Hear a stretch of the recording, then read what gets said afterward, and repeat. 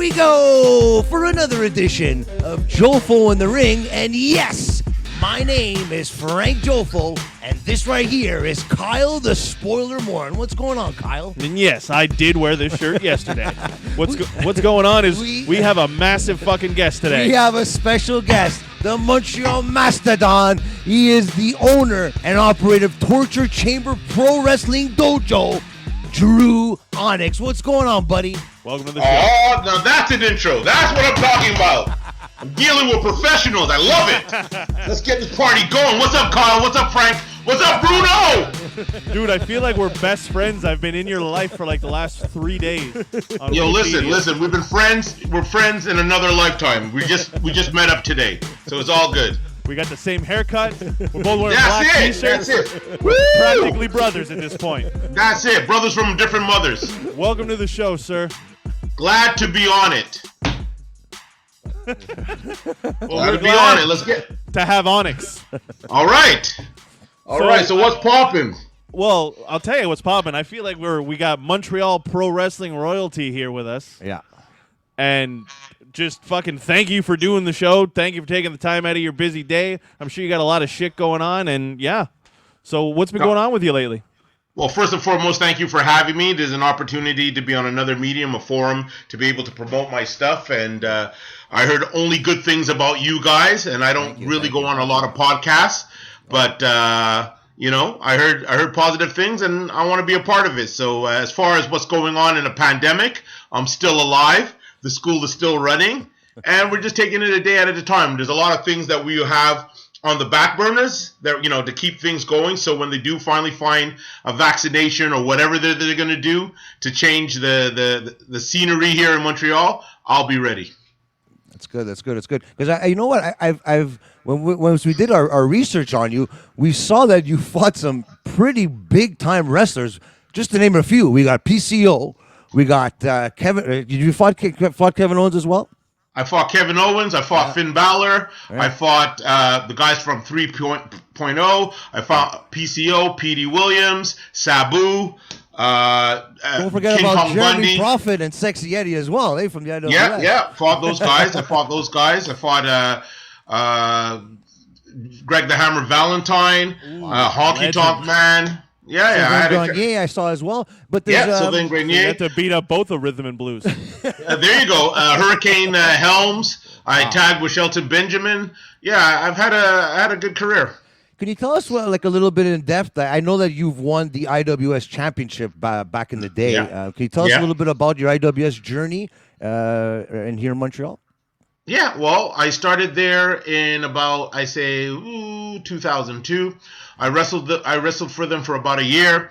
I came back at 2006. They asked me to come back to wrestle with the Green Phantom versus Sabu and PCO. Yeah, and that was a really good match, and it was really cool because Sabu that was the first time he was signed to, second time he was signed to the WWE, and he was just going to be on a pay-per-view that Sunday against Rey Mysterio for the World Championship, and that was the last indie match that he had.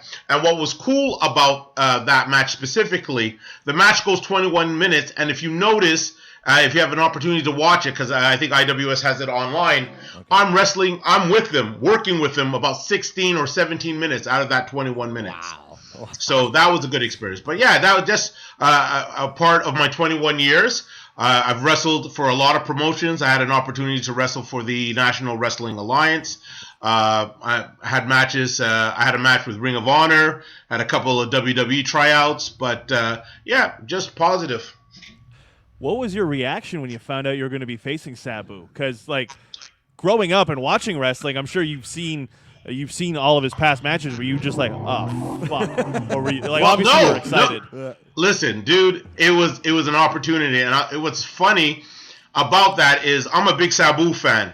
And the reason why I'm a big Sabu fan is because I'm a big Taz fan. I really liked Taz back in the day, ECW. And what got me to like ECW was the feud between Taz and Sabu. So when I had the opportunity, when the promoter called me, because at that time I wasn't working for that promotion, and I haven't been there about 4 or 5 years. Okay. And at that time, I didn't think I was ever going to wrestle for IWS, but they contacted me and they said, hey, do you want to wrestle? And I said, no. And they said, do you want to wrestle Sabu?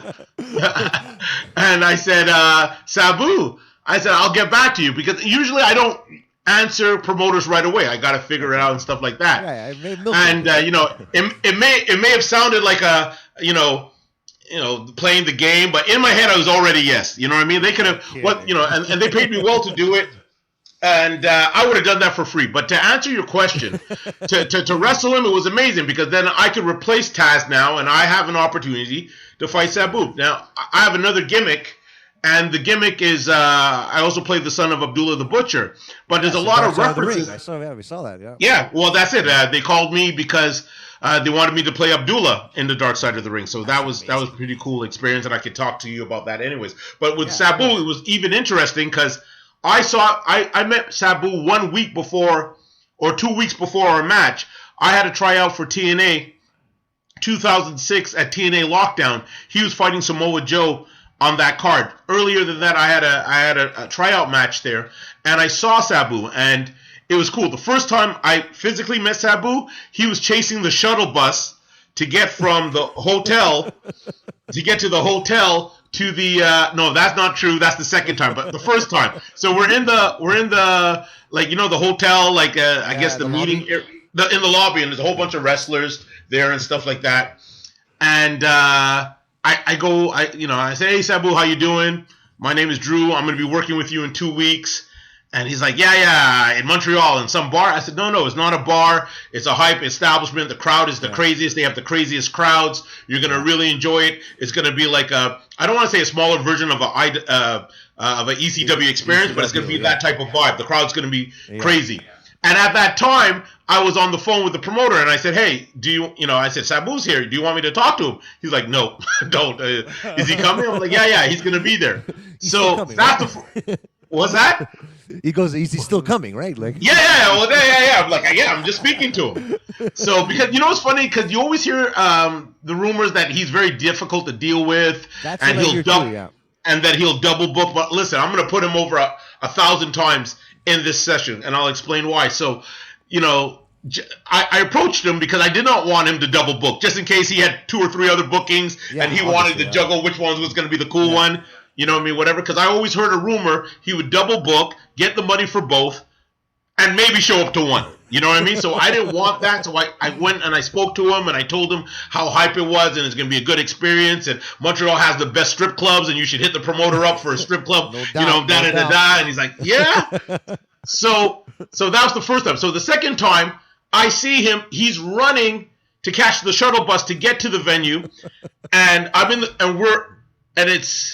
Wait, I'm confusing everything. No, that's not true, because it was when he was coming back after the venue. So, okay, it's been 15 years, and too many chair shots. All right, so I got it now. So I see him now after that, and he's in full character. Everybody's in their gear, and they have the carry-on bags and all that. Not Sabu. Sabu walks into the venue dressed as Sabu, has the head wrap, the genie pants, and he's sporting a broken hat. So I'm like, Sabu, what happened to you? He's like, I broke my finger in Mexico a few days ago.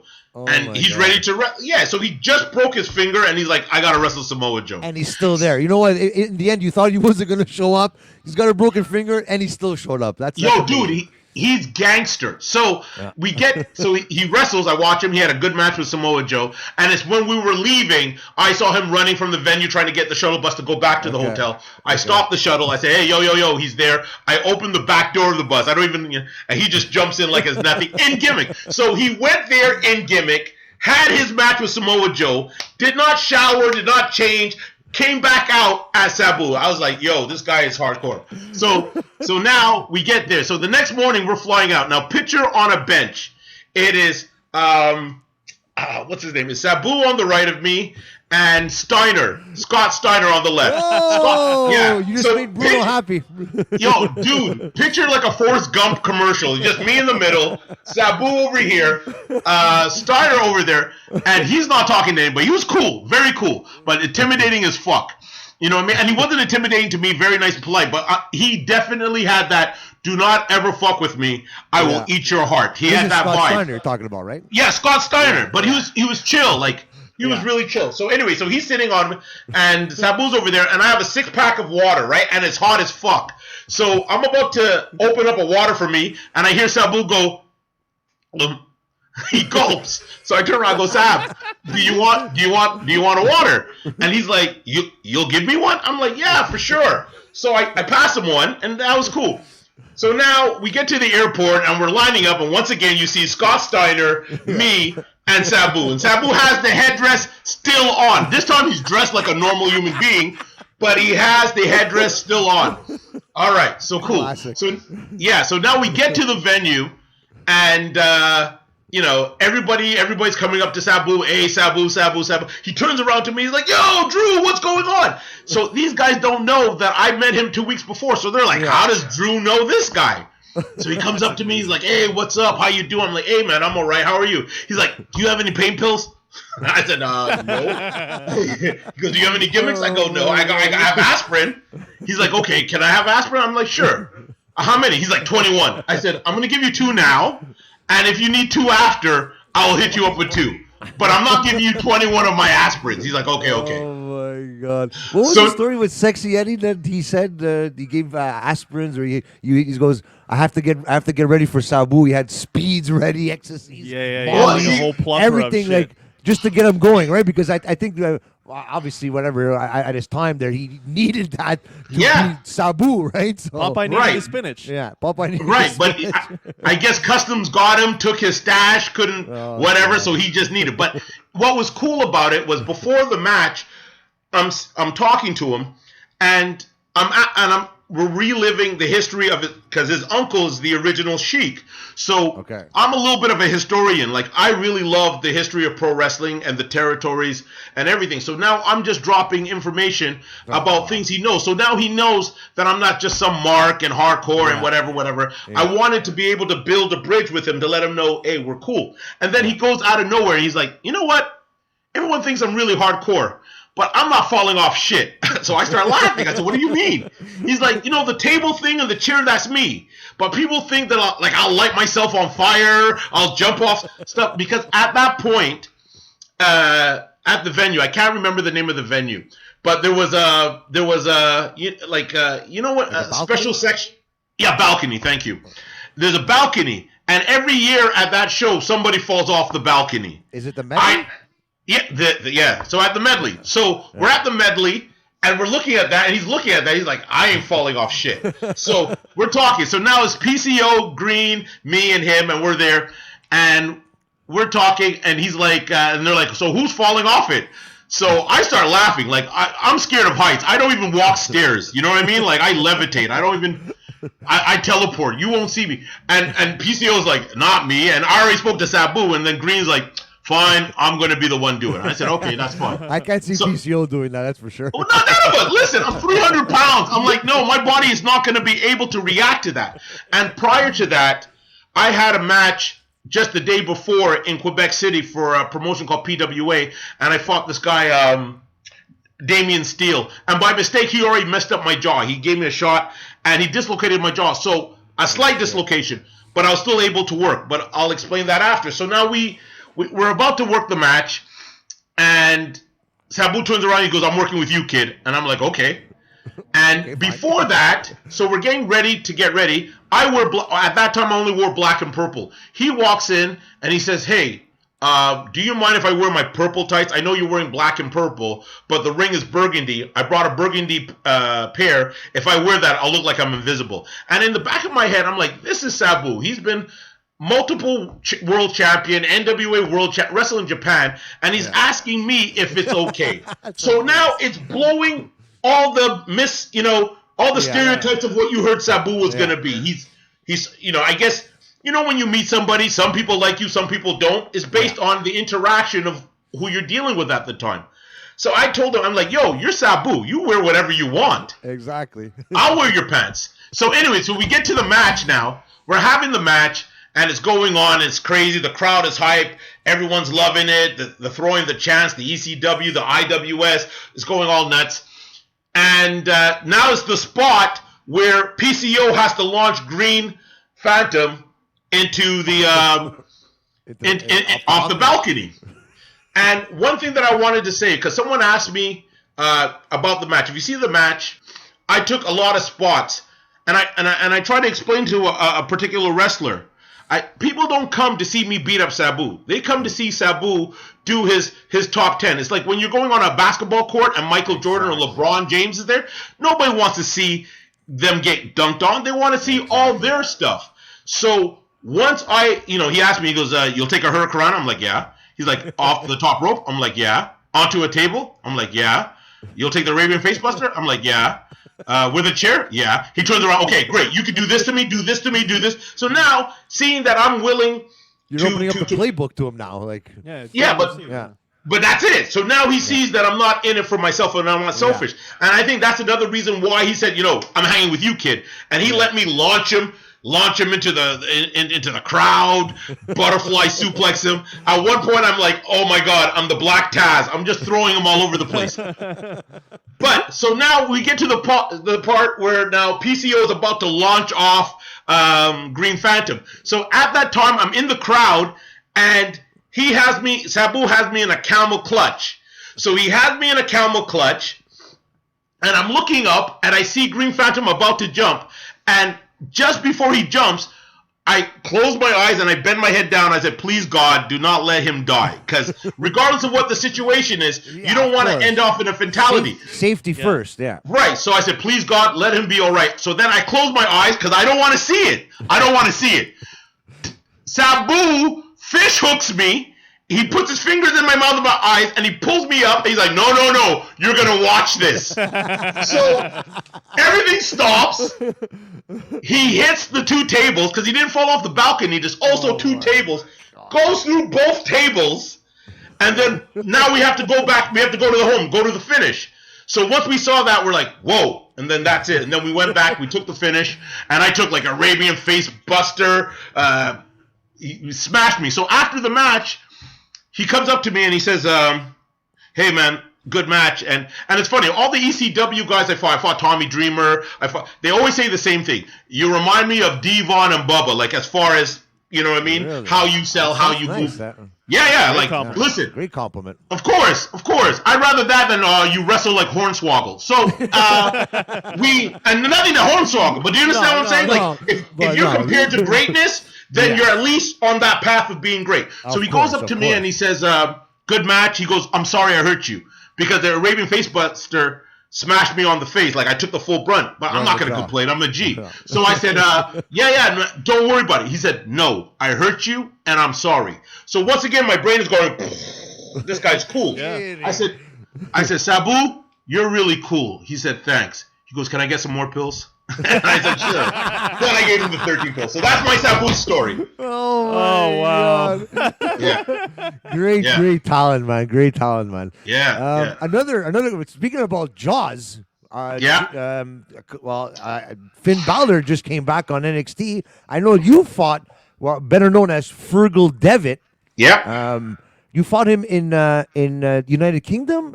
I fought. Yeah. My first UK tour in 2004 was in England. So I was wrestling for the NWA UK Hammerlock promotion. Okay. And how I did that was I had an opportunity to run into Eddie Guerrero, God bless the dead, before he died.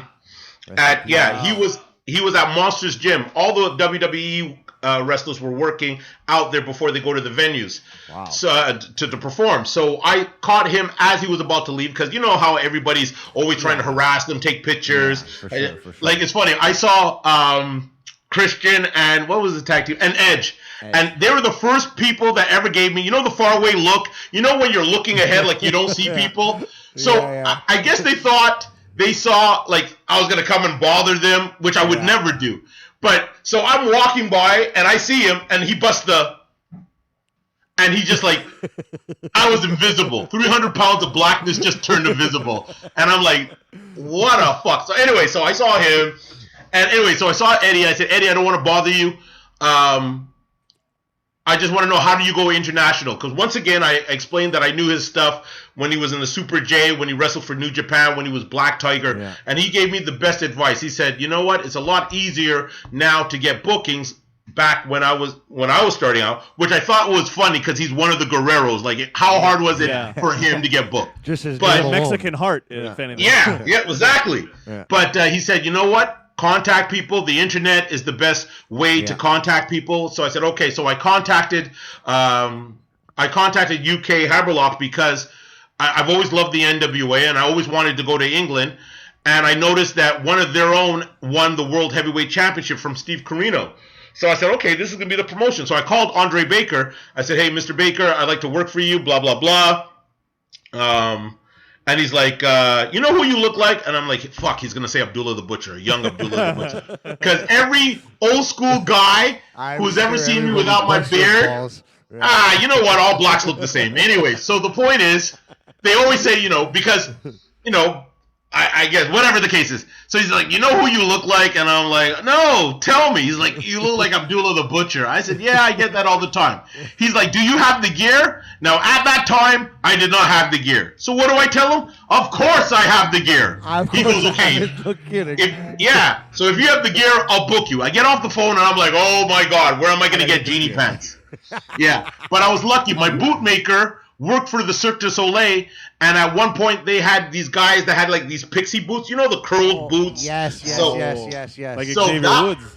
Yeah, so so I had that done, and one of my friends, his girlfriend was a seamstress, so I got my first like genie type pants, and I patterned the genie pants off Sabu.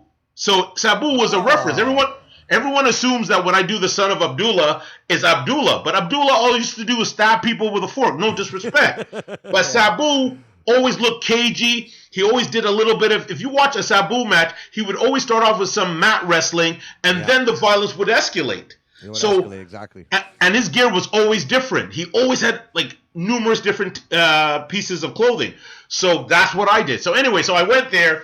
I got to the venue, Maidstone, Kent, and... They said, okay, we're gonna have you as a babyface. I said, you want the son of Abdullah the Butcher to be a babyface? How's that gonna work? No, it won't work that. But it did because who I was facing was two Irish guys. I was in a tag team match, and my tag team partner, he was from England, and the English and the Irish always have a competition with each other, so they hate the Irish. Yeah. So I'm walking and I see these two guys, and one guy has like a shit-eating grin, and the other one looks like he can't wait to tear into me. And that was Paul Tracy and Fergal Devitt. So for 1 week, we wrestled against each other in tag team match. These guys put me over and stuff like that, and they were happy because usually when they get outside talent from the States, like former WWE guys, they may or may not want to bump. They may not want to do stuff. You know what I mean? And these guys are young, and we were all young, like as far inside the career. So when they saw that I was willing to bump and make them look good, they were like, okay, cool. We got along perfect.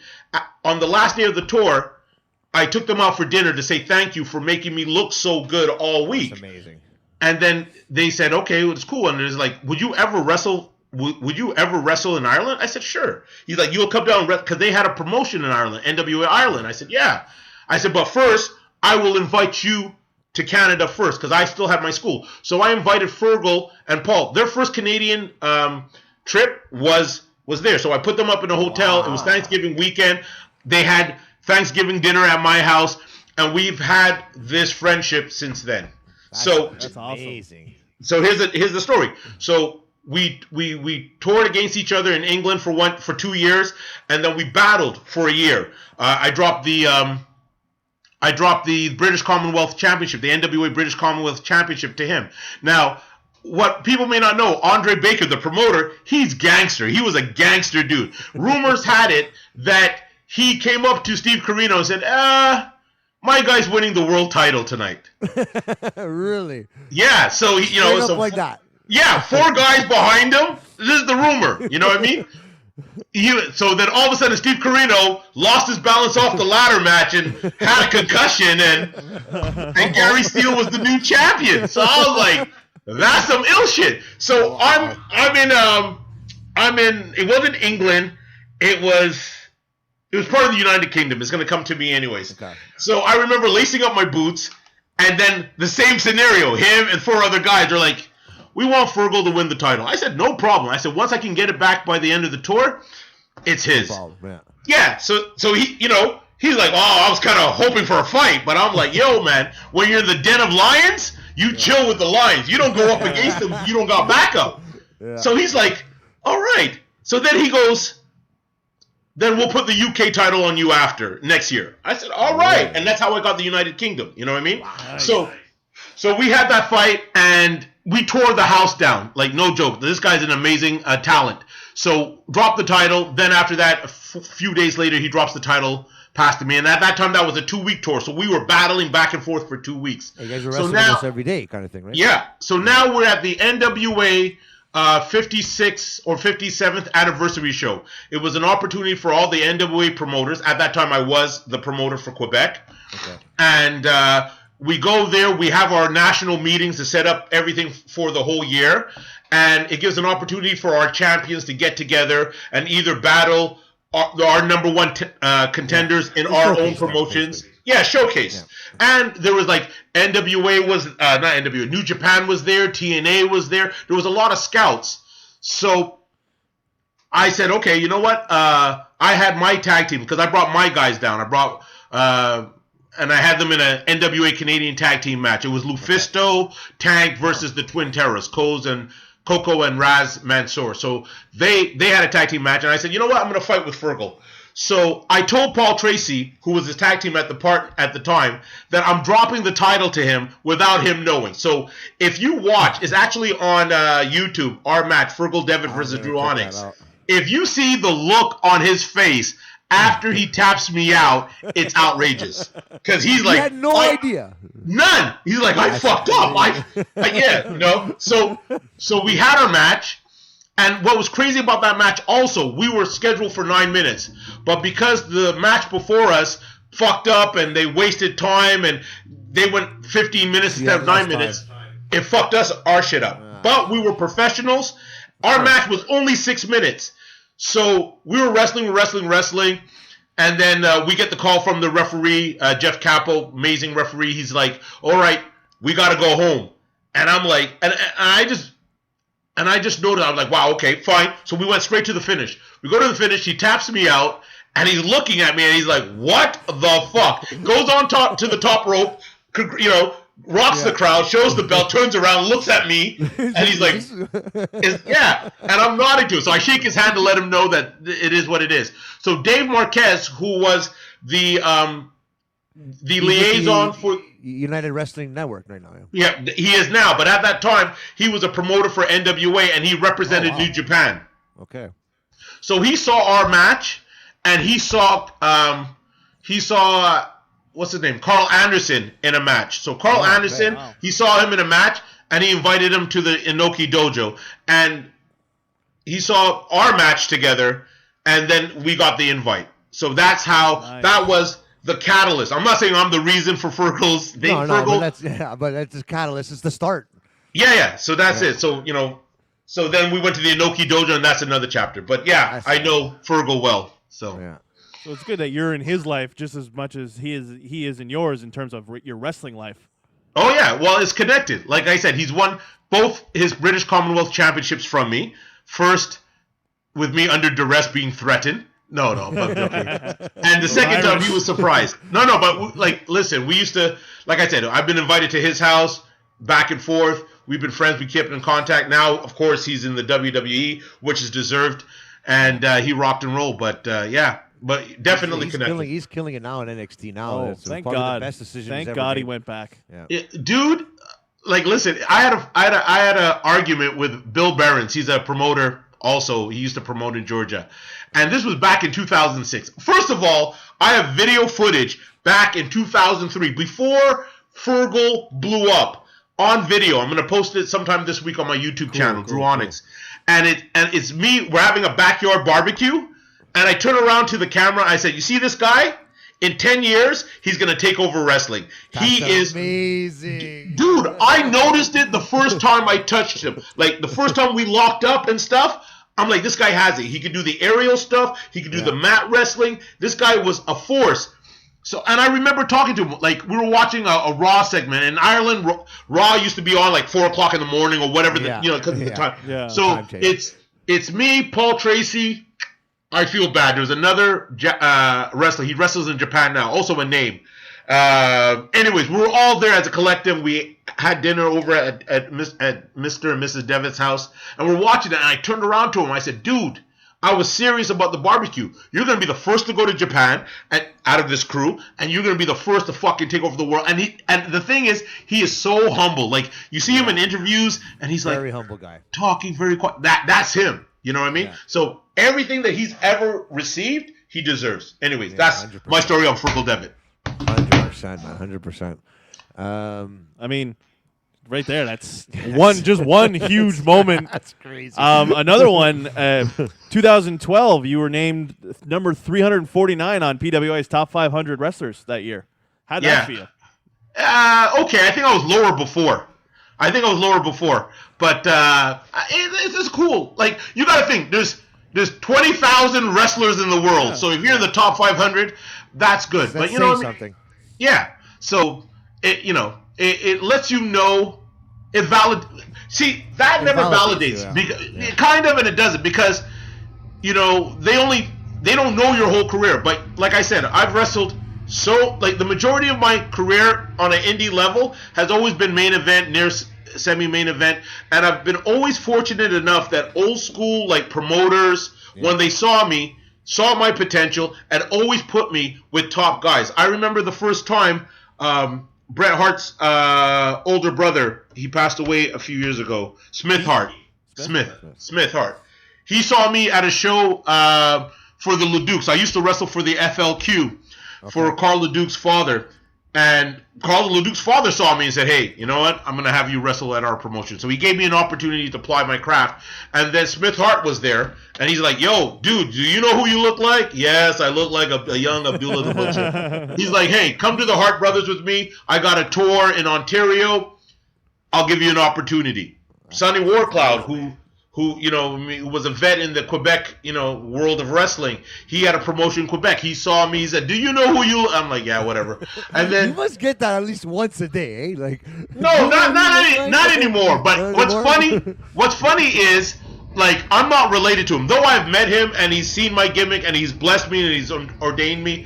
What's funny is, I only use this gimmick outside of Montreal because I've been Drew Onyx for so long. Yeah, exactly. I don't want to confuse people. So I'll wrestle in other parts of Quebec or Ireland, whatever, especially Quebec. Quebec has a vast history of loving the fight, whether it be boxing, whether it be wrestling. Yeah. There's a rich wrestling history in Quebec for years. So, and they all knew Abdullah the Butcher. Do you understand? Yeah. So when I go to these like Zoom Muk Quebec, like I go to like Saint Pascal de Kamarooska, you know what I mean? And I play these characters. It's like the second coming. Like old people get flashbacks, little kids start screaming and crying. Grandfathers like, yeah. So, but what's worse is when they come up and they tell you how much my father meant to them, and I'm like, wow, they know Lloyd?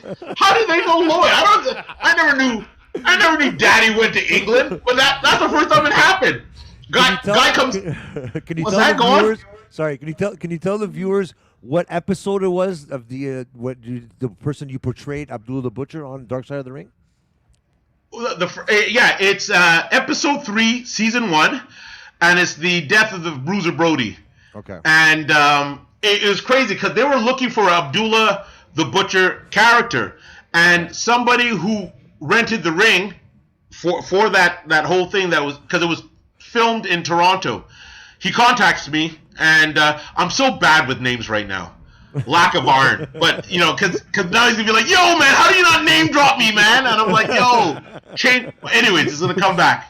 But if you remember later on, you can just message us. We'll put it. Yeah, Nikki. Who cares? And whatever. It's all about me right now. So that's it. So yeah, he contacts them. So he's like, hey, can you come down? Blah blah blah. So when I came in, and they're like, whoa, and I showed them, and I had the gear and everything, and it's perfect. And then I start working with the guy who was playing Bruiser, and I'm I like to study. You know, I'm a method actor. So when I knew that I had to do Abdullah, it wasn't about, because I don't copy Abdullah. I don't walk like him. I don't move like him. I don't wrestle like him. Do you understand what I'm saying? Like, I take certain elements, but I try to be an updated version, because there's already been an Abdullah the Butcher. Exactly, like Chris Benoit, you know, you could definitely know he has his reference from Dynamite Kid, and there's a lot of similarities, but there's a lot of things that he has done since Dynamite Kid that has elevated him to a certain level. Do you understand what I'm saying? Yeah, 100%. But so we got there and we worked, and so I even copied how he walked. And when we were on set, I said, you know what? A lot of times in promos, or even not, he always has a cigar. One of the producers hears that. He goes, I love it. Attention to detail. Ran across the street. Within 5 minutes, I got a cigar. And I'm just trying to do stuff. So when Abdullah, the first time I met Abdullah, well, the first time I heard that he liked me, because the whole time I never spoke to him, and I always felt a little. He wants to figure out, like, who is this guy portraying me here? Yeah, like, yo, fuck this. Who's my son? Who's my son? Yeah, like, asshole. You know, he must be like, you know, first the headhunters, now this guy. But I never wanted to leech off his legacy. I wanted to add to his legacy. Like, already, they had me pinned to do this, so I'm like, all right, well, I might as well do it. Like, I didn't feel grudgingly, but I'm like, you know, I don't really want my head covered in scars like how he did. And I did blade, but never to that extreme. Okay. But where was I going with this story? So Abdullah. So a newspaper contacted him, and they're like, hey, there's a guy in Montreal that's doing your gimmick. What do you think? He was like, I've seen him. I liked him. I think he's amazing. I'd like to bring him to Japan. We could do business. And I'm like, yeah, Abby. And I'm like, this guy, I'm still waiting for Japan. Like, Japan never came, man. Phone call, fuck. Yeah. So then 3 years later, I meet him, because he's at TOW at the Pierre Carbonneau Arena. They want to give him like a lifetime achievement award for like stabbing people in the head and shit. So they invite him down. So I'm like, oh fuck, this is Abdullah. But like, I knew it was cool. So I walk up to Abdullah. I said, Abdullah, it's an honor, you know. He's like, I know you. So you think you're better than me? And I'm like, oh, here we go. I said, dude, you're the originator. I didn't say dude. I said, sir, you're the originator. You know, no one's gonna be better than what you did. And he said, well, if you're not going to be better than me, why do it? The proper answer is, yes, you are, and that's how my legacy will continue. So I said, yeah, I'm much better than you. I could wrestle better. He's like, whoa, that's too much, and he walked away. But I feel like you have like a lot of like a lot of these wrestlers they look at you and they say, wow, you have respect for the business. You have respect for wrestling. That's why a lot of these guys respect you. And did that come into play after like your career to open the Torture Chamber Pro Wrestling Dojo? Well, originally when Well, I was raised by disciplinarians. My grandfather was the chief of police in Barbados. All my uncles worked for the Coast Guard in Barbados. My father, you know, he was a disciplinary. He was a teacher. He was always in the school board. So I couldn't even fuck around in school like everybody else. You know what I mean? So I could only class clown to level 4 when I was worthy of a level 20. But you know what I mean? I say a couple of shit and they were like, hey, you keep this up, I'm calling Lloyd. The party would stop. So I couldn't even master. But yeah, just so to be respectful has always been. I've been always taught to respect my peers. I was born in Barbados, and Barbados is very much respect your elders, respect your peers, and stuff like that. But what made me open the Torture Chamber originally, there's a boxer, Ricky Haddon. Hatton? Thank you. Yeah, Ricky Haddon. I saw he had his own gym, and he still has his own gym. But I saw his first version of the gym. I was watching like a HBO special, you know, him fighting somebody, you know, and how they prepare. Like the UFC does it now, and so does, you know, even WWE, but like the whole, like 24 hours or, you know. Like so I was watching it. Yeah, and I was watching it, and I was like, yo, he has his own gym? I'm like, that's fucking mega. I'm like, he could train whenever he wants. So I'm like, I need my own gym. I want my own gym.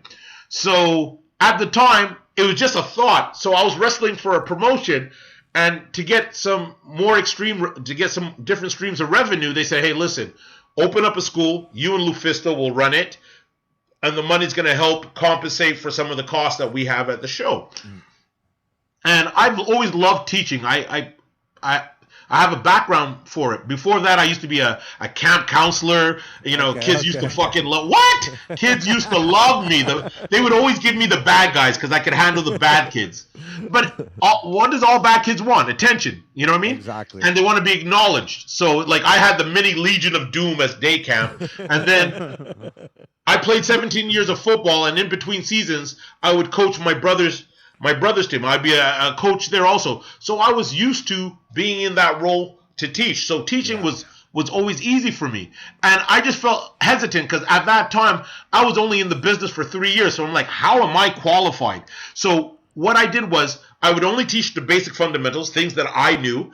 And I incorporated a lot of the training acumen of football. So cardio, increase your stamina, a lot of fast twitch. That is one thing that has been always connected to Torture Chamber. Yeah, your conditioning. So that would compensate for whatever experience I didn't have.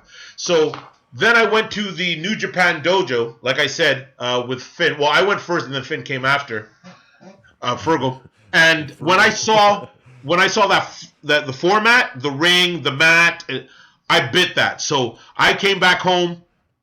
Your eyes must have went like, whoa. Yeah. I said, oh, yeah. Christmas. Yeah, I said, this is going to cost a lot of money. Thank God I know a lot of criminals.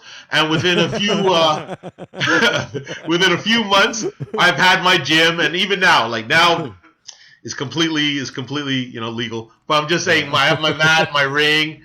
I have a beautiful complex, 2 floors. It has, rooms, weight training room. Anyways, whatever. But that was it. It was based off, if you looked at the old New Japan Dojo, and if you looked at, and plus, I'm a big boxing fan. So whenever I used to see boxing gyms, I'd be like, oh, I need to have this in my life. That's a good idea. Plus, points for calling it a dojo. Yeah. Nobody calls it a dojo anymore. Like ever since like back in like the 90s when karate was all the rage and everybody had a dojo, then MMA came along. Now it's a training facility or whatever. Yeah. No, fuck you. It's a fucking dojo. That's a cool word. It makes you think you're a samurai or a ninja. No, that's it. Bushido spirit. And the thing is, like, I'm a team player no matter where I go. So when I went to Japan, man, when I went to the Inoki Dojo, it's all about respect. It's all about conducting yourself like a professional, trying to be the best version of yourself. And they have something called shoji.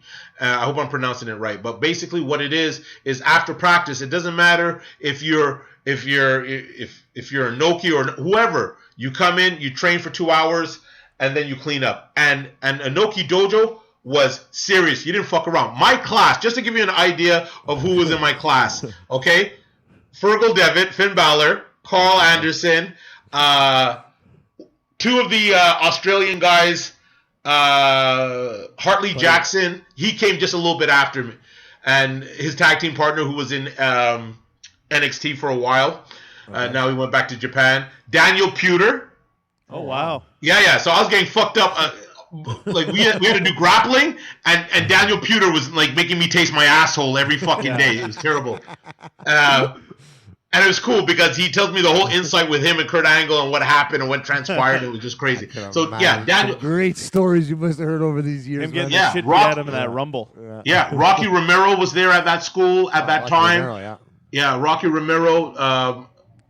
A few other people. So you couldn't fool around. And the way the classes was, you would get up in the morning, eat like a horse because you just needed the carbs for the rest of the day. So you get up at just say 7 o'clock and oatmeal and fruits and egg whites and then after that you go and you hit the gym from 8:30 to 10 o'clock. So you're getting your weights in, and then at 10 o'clock the brutality would start. So, and I say brutality, they weren't ever vicious, but it let you know what level you need to be in order. So I kind of had an idea because I had an NWA. I had an NFL tryout. I went to a combine in Connecticut at one time. I played up to semi-pro level.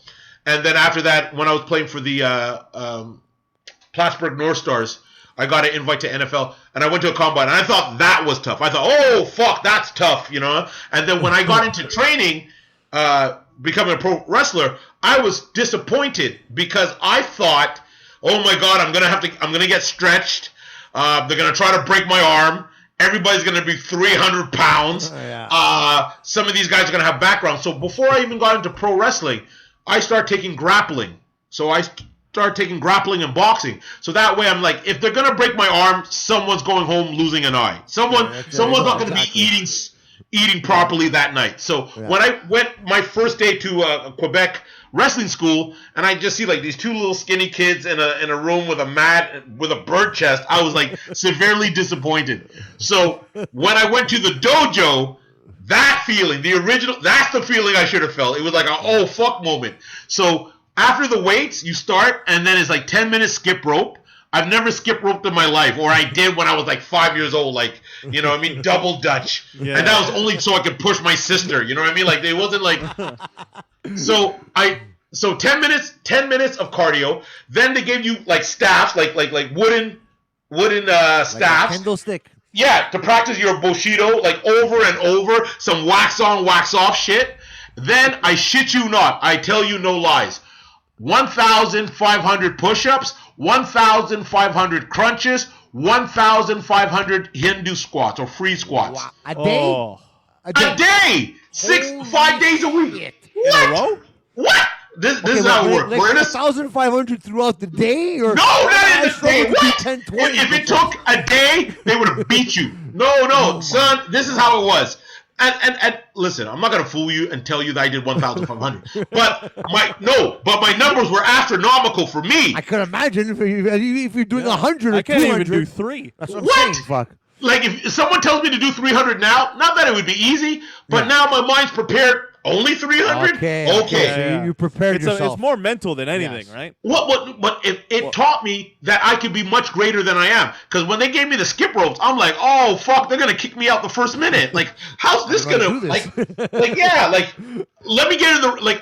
I used to pray, let me get in the ring so it could validate why I'm there. Because I was like, oh fuck, if we're gonna start with skip rope, we're done. Because they didn't warn me. I didn't know. Like I thought I knew. You know what I mean? Thought you knew everything. You're like, okay. No. That's one thing about me. No, there's one thing about me.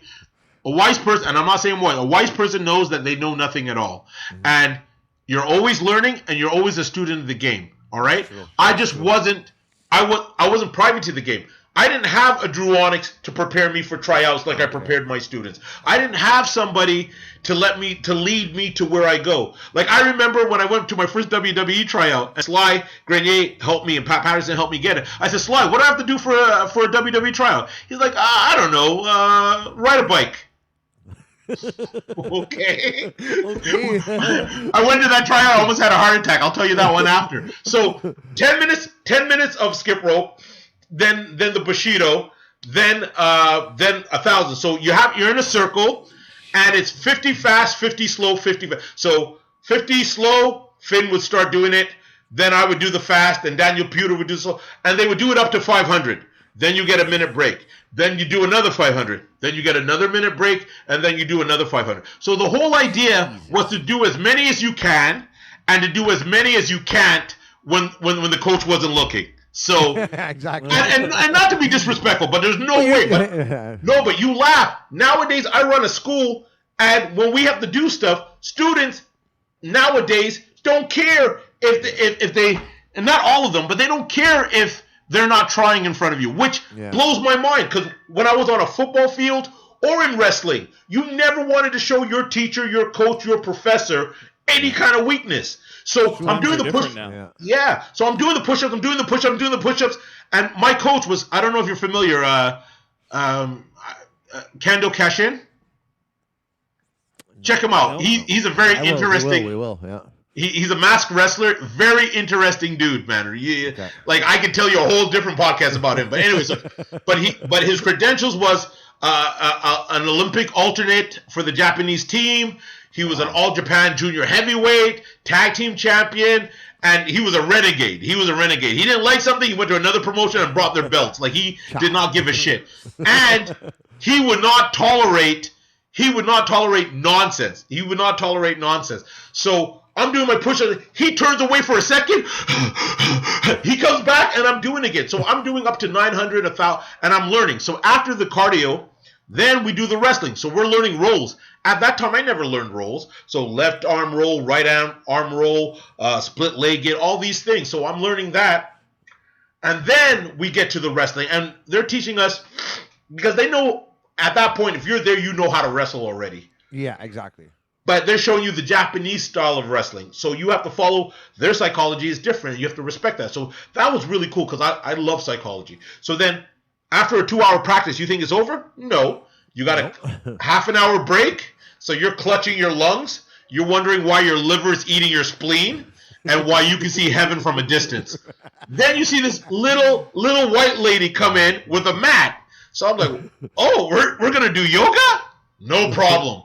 I would have rather done 2 sessions of the pro wrestling. The yoga was even worse. It was because I've never done it, and now my body is being contorted in ways, and I'm in pain, and all that she's telling me is breathe, regulate your breathing.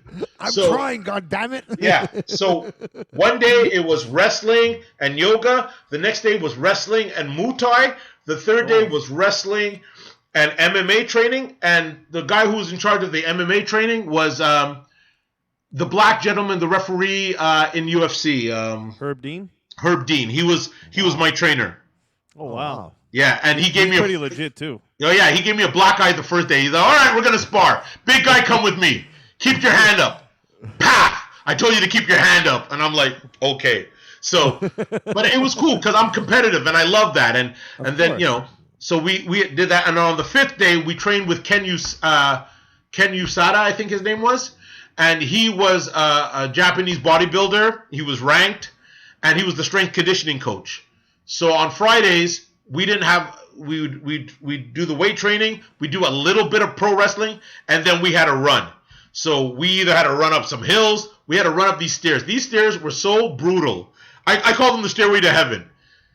If you could do 10, you are either Batman or Captain America. You belong on either the Justice League or the event. You are an elite athlete. You're an elite athlete. And on average, everybody else used to do about 6, 7. Thank God I was big, because the big guys only had to do 4. Same thing when we used to run. They find a football track or school, like a soccer field. And while everybody had to run around the whole field, the big dudes, 250 plus, only had to do half a circle. Not that it was easier. Oh, no, dude. No, because it's different. It's different. Yeah. So, anyways, it was a great experience. It was an amazing experience, and I learned so much, and I took everything I got from there, and I brought it back to my school. And we were doing stuff that most people in Canada or even North America wasn't doing because it was different elements. Now, when you go to like the Performance Center, I had an opportunity to be a guest coach at the Performance Center. Really? Wow. Yeah, I'll tell you a story about that too. If you guys have time. Am I going too long? No, go for it, man. Yeah, keep coming. Yeah, the Performance Center, you see these elements, and it's funny because one of my students called me and they said, yo, I'm seeing stuff that's being done in these schools, the elite schools. You were teaching this back in 2007. That's why at one period, the quality of wrestlers that came out of my school as rookies, you could not believe they were rookies. Wow. You know what I mean? And I prided myself on that. You know what I mean? Because I wanted them. Because when you get out of a wrestling school, you don't have experience. So the only way is that the first thing they ask, like, what school did you go train at? Because obviously your name is worth something, right? If someone says, I went to go train with DRU ONYX, you say, okay, you know what? I know Drew. I trained with him, or I know how things work with him. So maybe it helps your wrestlers get to where they have to be even faster too, right? It does. So that's why also I used to make sure that they were more than ready, because my name was on a stake of it. They were going to get opportunities they normally wouldn't get, but because of me. So, but sometimes students didn't realize that. So they'd be like, oh, why are you so hard? You know how many times years later people are like, yo, I thought you were an asshole. I should have listened to you, exactly. No, not that should have listened, but now I understand why you were this way, or why, you know what I mean? Same thing. How many times has it happened to you in life? Your parents tell you something, you're like, Ma, Dad, you're dated, you don't know what you're talking about. Yeah. And then years later, you're like, fuck. When my father used to tell me, you're going to see when you're older, you're going to see. I go, okay, shut up. Yeah. Years later, I'm like, Jesus Christ, man, my father was right. Like, he was Nostradamus. He was Solomon. He broke it down. So that was it. So my story with the Performance Center, some people may know or whatever, but Kevin Owens trained at my school to get ready for his first tryout for WWE. So how that happened was I get a call Kevin Owens, and I'm pretty cool with him, but we weren't friends. Like, we were acquaintances. Not that I wouldn't be a friend with him, but we didn't share the same circles. We didn't hang out or whatever. You guys were friends because of the IWS situation, or yeah, but not even friends. Like I've never been to his house. I you know what I mean? Like, but you wrestled with him before, so you guys knew each other. Yeah, we knew each other, and I was a fan of him when I first saw. Like, you know, his nickname is Mr. Wrestling, right? Yes. I was the one who named him that. I was the guy who started. That's insane. Well, I'll tell you. I'll explain. So when I first saw this kid, I was like, "Who the fuck is this guy?" And he's like, "Oh, he was trained at the Rougeaus. He's now wrestling, blah blah blah." So I only wrestled him twice. One in the tag team, him and PCO versus me and Tank, but that was later. And in Quebec City for NSPW, and it's online again also. So, but before that, I saw this kid, and it was at a Christmas.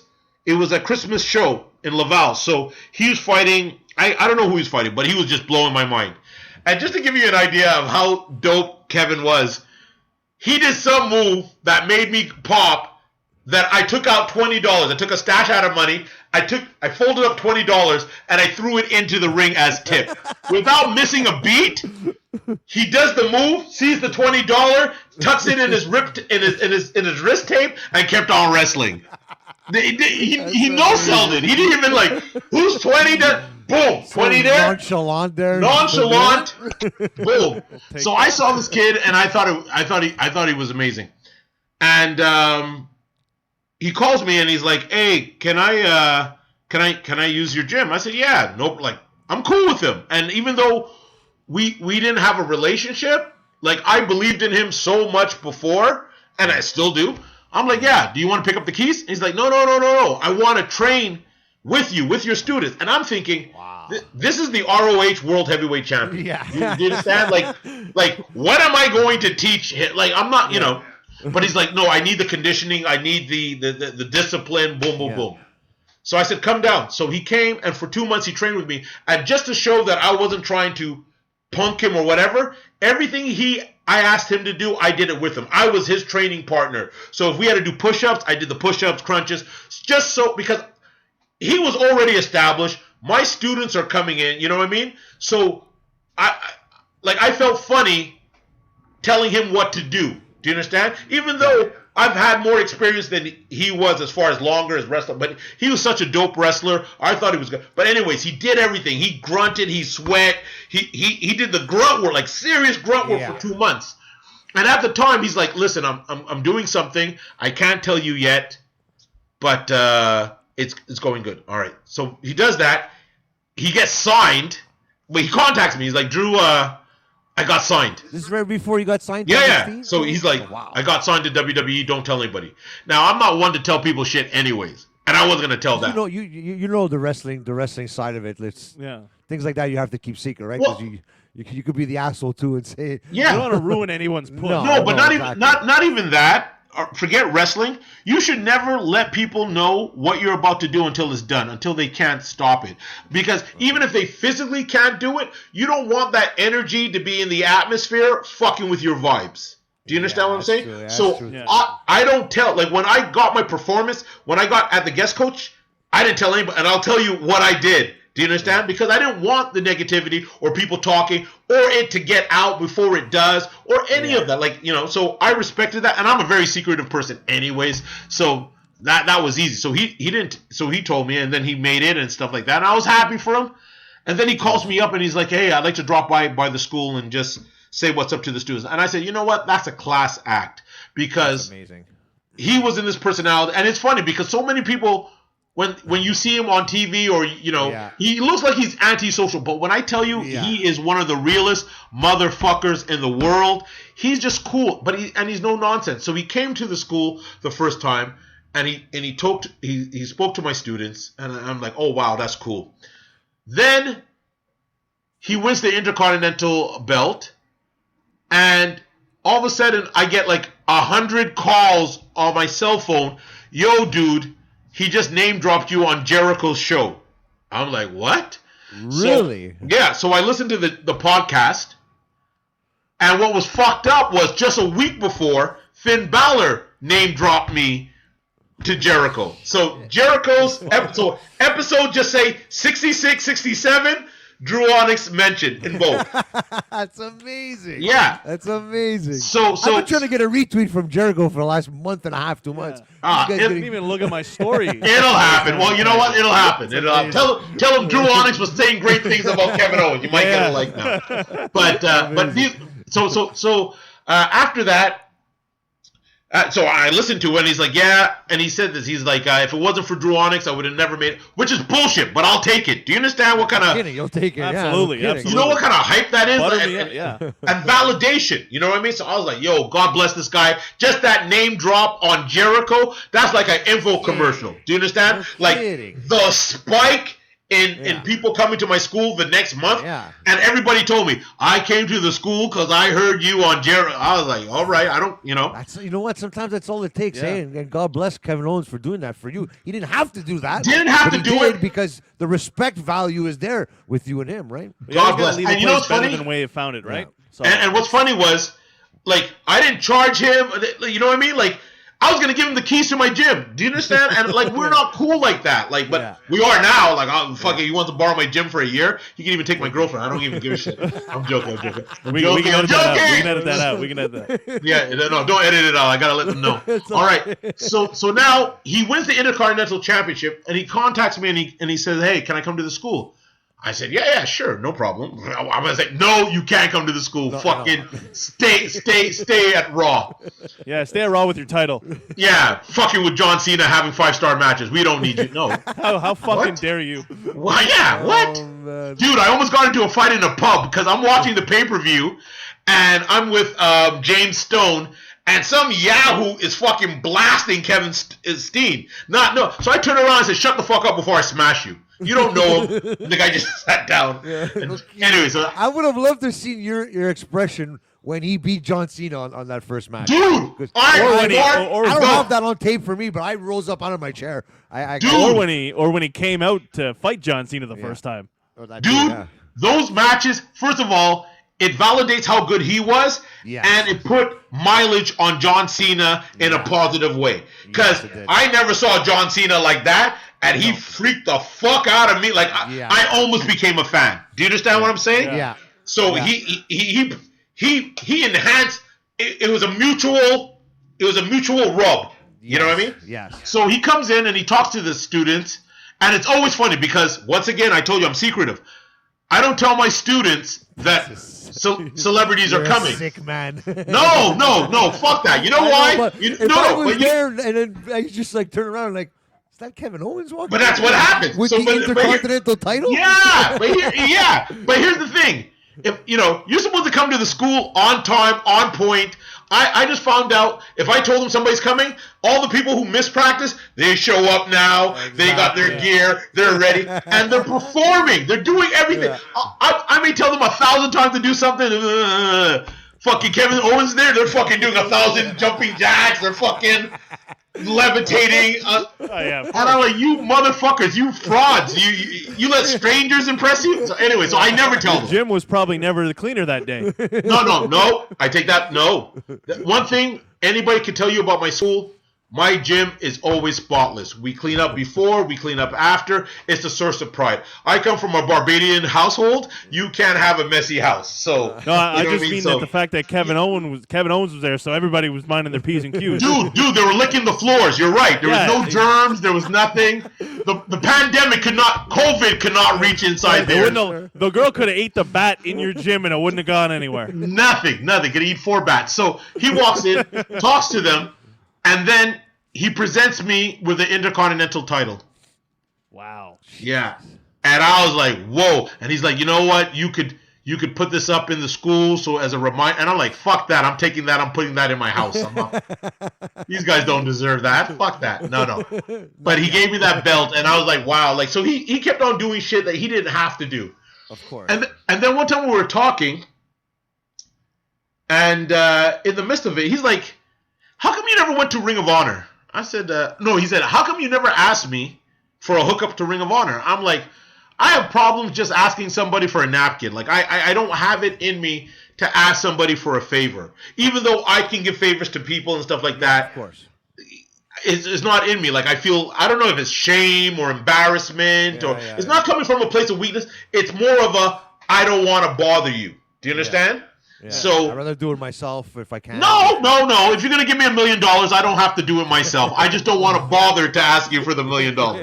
No, but on the same point, you're right. I will try to do it myself. But it's very funny, you know what I mean? Like I try to give out. Like I'm a giver. So I always react bad when people who are close to me, friends and family, don't give back. Like I overreact. You'll be the first one to call them out on it, right? Oh, and they hate that. And I'm not a shy person. But it always boggles my mind. I almost posted something on Instagram just yesterday. It's amazing how strangers from a distance will help you. Like, I have an opportunity right now that I can't really say, and I'm not just doing it to tease you. It's just like, what, or better yet, I could say it. I was introduced to somebody with the potential of movement in Japan wrestling. Do you understand what I'm saying? Okay. And the guy who helped me get that contact doesn't even know my last name. Do you understand? But it's just our rapport, how we deal with each other. It's a matter of respect.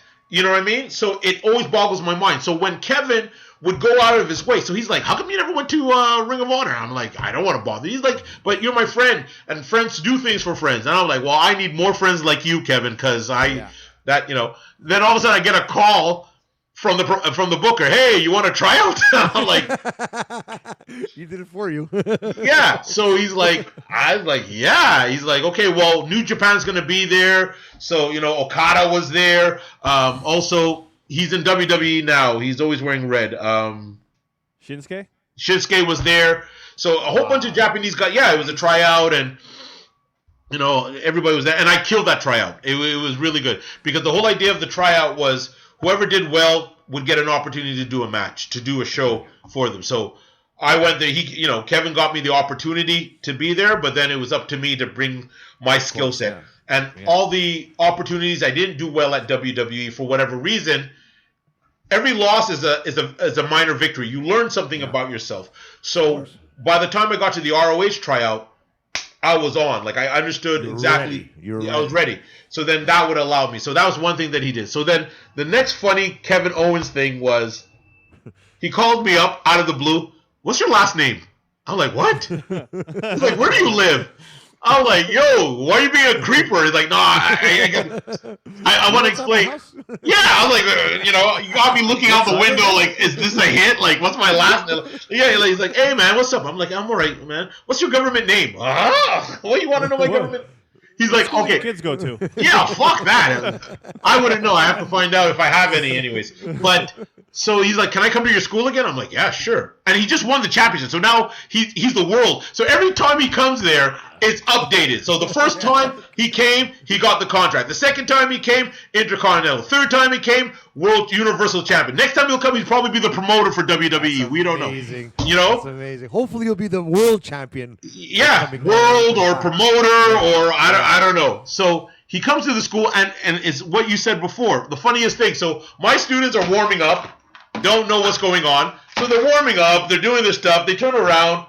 There's the Universal Champion, and they're like, what the fuck? So I'm going to give a shout out to my boy Kaz. He's going to hate this. Kaz, he's one of my students, but he's cool. He's a big fan. Not like a mark, but he's a fan of Kevin Steen. Like and he keeps on missing the practices that has it. And I will never tell him when he shows up.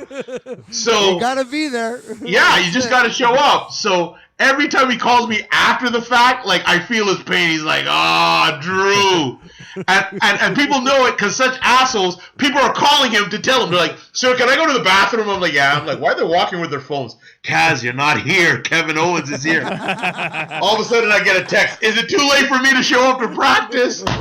So, well, we're speaking about your dojo. Let's say somebody out on the that's watching this right now wants to be a professional wrestler. Where do they come in? Where can they find you? Yeah. Where can we come and see you and train and get all this knowledge to become a professional wrestler? We're gonna post links to it as well. Yeah. So. Amazing. So if they want any information, it's always at TC Pro Dojo, whether it be Twitter, Facebook. You can check it out. Torture Chamber Pro Wrestling Dojo.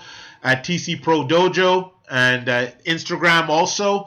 DM me. My email is DRU ONYX, one word, DRUONYX @gmail.com if you want the direct, straight to the source.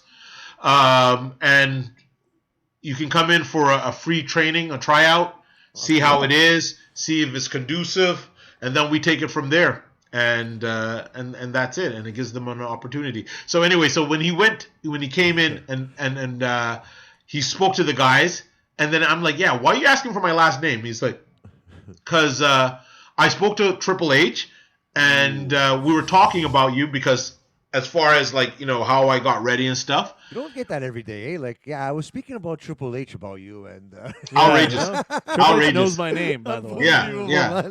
Well, yeah, that's it. Jericho, he's name dropping me. I'm like, dude, he's the best manager I never had. You know what I mean? Like Chris Jericho probably went, this guy again. Yeah. But this is what he did say. If you check the podcast, he's like, oh, definitely check it out now. Yeah. Yeah, he's like, why does that name sound familiar? Wait, I think Finn Balor was just telling me about that guy. And then Kevin's like, yeah, he's wrestled him and this and that and that. He remembered that too, eh? So that's yeah. I was like, woo!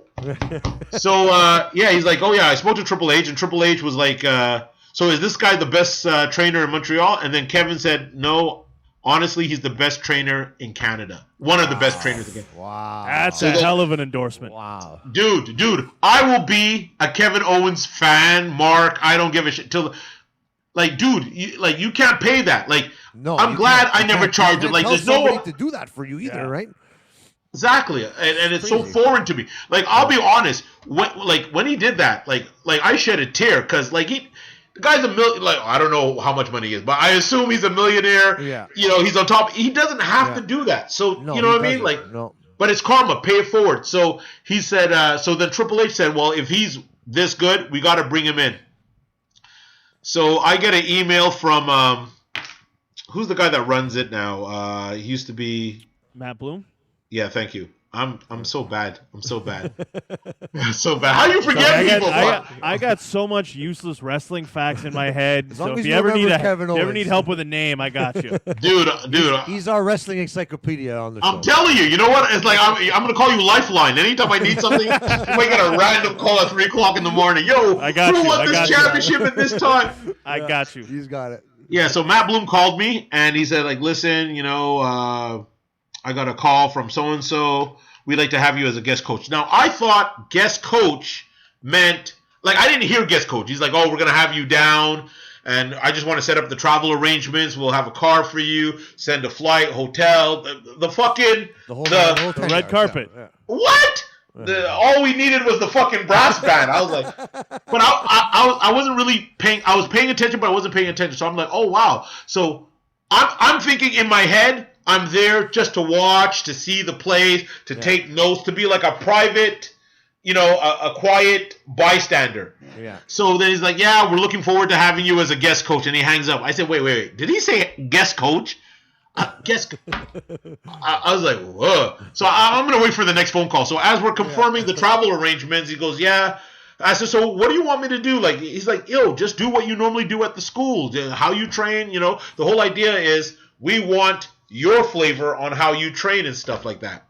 Wow. So I'm like, all right, no problem. In my head, I'm like, oh shit. I gotta train people. And it's so weird because it's the equivalent of I know I'm good, and I don't mean it to be braggadocious. I know what my skill set is as a coach, and I know, and I know my worth.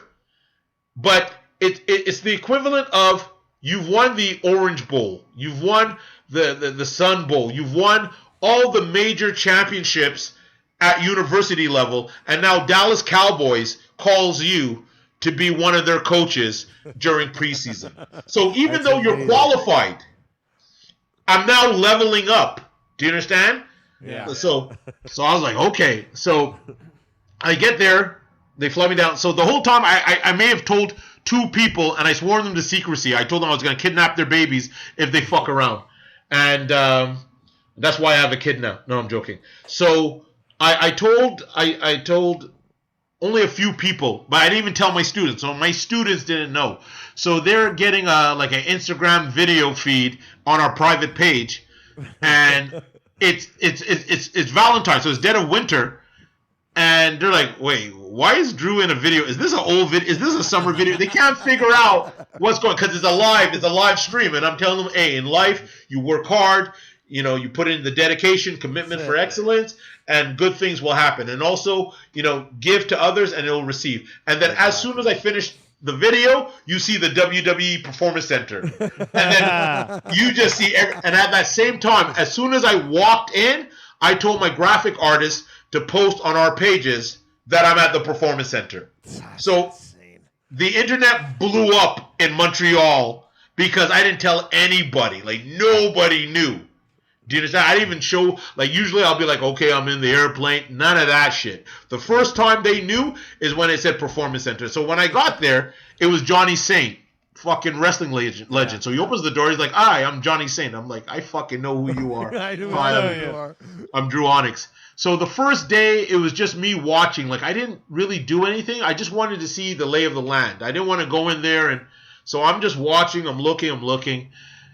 And then the second day, same thing. By the third day, then I got my feet wet. You know what I mean? Some people came up to me and they wanted to, you know, work on something. And what's the name? The guy who does the wiggle. Mr. Norman Smiley. I got it before you. Thank God. Norman, I was going to ask you if you got to meet him.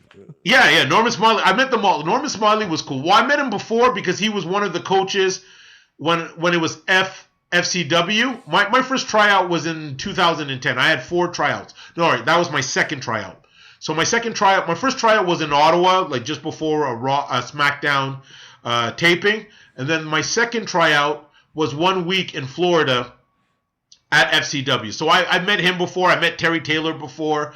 And Terry Taylor, when he was in TNA, we were corresponding because he was going to give me an opportunity to come in to wrestle, you know what I mean, to give me a thing. And just before it was going to be solidified, I get this email, which I still have till this day. He's like, listen, Hulk Hogan is coming back. The pay structure is all different. I can't do nothing for you. So Terry Taylor, Hulk Hogan. Yeah, fuck you, brother. No, I'm just no, but we can't even compare. But it's funny. I saw Terry Taylor at the Performance Center. He's like, you look so familiar. So I tell him the story, and I tell him, yeah, you were about to get me in TNA, and he turns around. He's like, aren't you happy I didn't? And he walks away. And I'm like, that's amazing. Yeah. That's amazing. Hey, could have been in the Aces and Eights. Next question. No. So what else do you got for me? Well, after all this, like, you've touched on basically everything there is. You wrestled everybody there is to wrestle in wrestling, pretty much. How did you get into wrestling?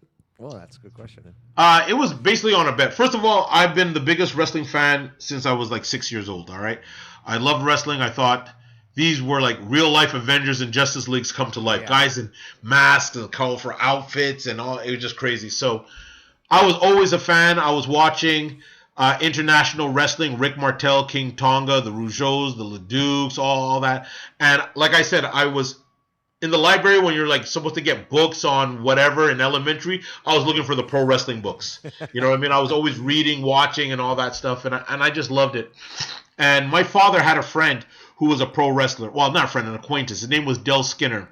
And he was this big built black guy, shaved head with a beard. And I was like maybe 7 years old. And I walked up to him and I'm like, are you? I didn't even walk. It was at a picnic. Like it was a get together with all fellow Barbadians, and we went on a picnic. And I turned around and I'm like, Dad, there's somebody bigger than you. And he's like, I'm like, who's that? And my father like nonchalantly, he's like, he's a wrestler. I left my father. Do you understand? I took off from my father's hand. I could have been kidnapped. It's like this man had a van in Candy. I just ran straight to him. I'm like, are you a pro wrestler? And he's like, yeah. And he's talking to a girl. He's macking this girl's like trying to touch his arm. He's just fucking a rock, Del Skinner. And he was from Barbados. I said, are you a wrestler? And he's like, yeah. I said, is wrestling fake? And he looks at me and he goes, let me ask you something. Who would I have more loyalty to? The person who pays me or the person who asks me who's fake? I said, the person who pays you. He's like, right. That's a good story, man. So I was like, wow. So I was always there. And then there was another wrestler I used to see on Maple Leaf Wrestling, George Cannon.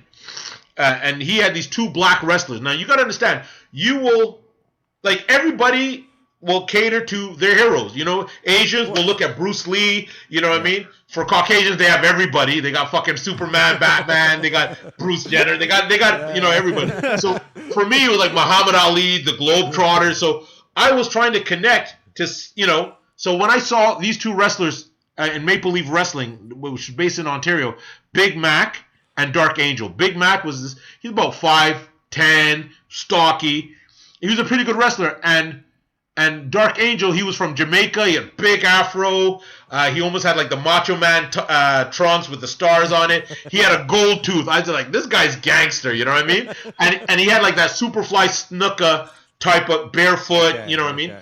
So I'm watching these two guys, and I'm like, oh my God, like my people are being represented. Like I can see, you know, my favorite thing in existence, and black people doing it. So that was getting the wheels turning. We're in Toronto, and my father's lost somewhere in the suburbs. He stops his car because he sees three guys, built black guys, working out, doing bench press in the front lawn. So he rolls up. He's like, hey, where's whatever. So they're giving the directions, and I look out, and it's Big Mac. I almost fall out of the fucking window of the door. I'm like, you're Big Mac, you're Big Mac. And my father is just like, fucking get into the car. Like, you're going to lose your life over this, you know what I mean? So I met, and what's funny is 20 years later, I met Big Mac, and I told him, and I took a picture with him, and I have him hanging up somewhere in my office. So that was it. Another first-time meeting.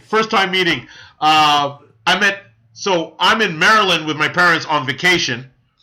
And we get to the lobby, and they're checking in, and I'm taking off already. I don't even know where I'm going, but I'm going to the elevator. So I'm going to the elevator. I open the door. I see two of the biggest white people I've ever seen, all right, at that time, because I still haven't met the Road Warriors yet. So the two biggest guys I've ever seen, and I see this dude, you know, this white man, blonde hair, in a suit, checking his cuffs. He's like, hey, kid, and he walks away. And it's Bobby the Brain Heenan. Oh my God! So I was like, "Whoa!"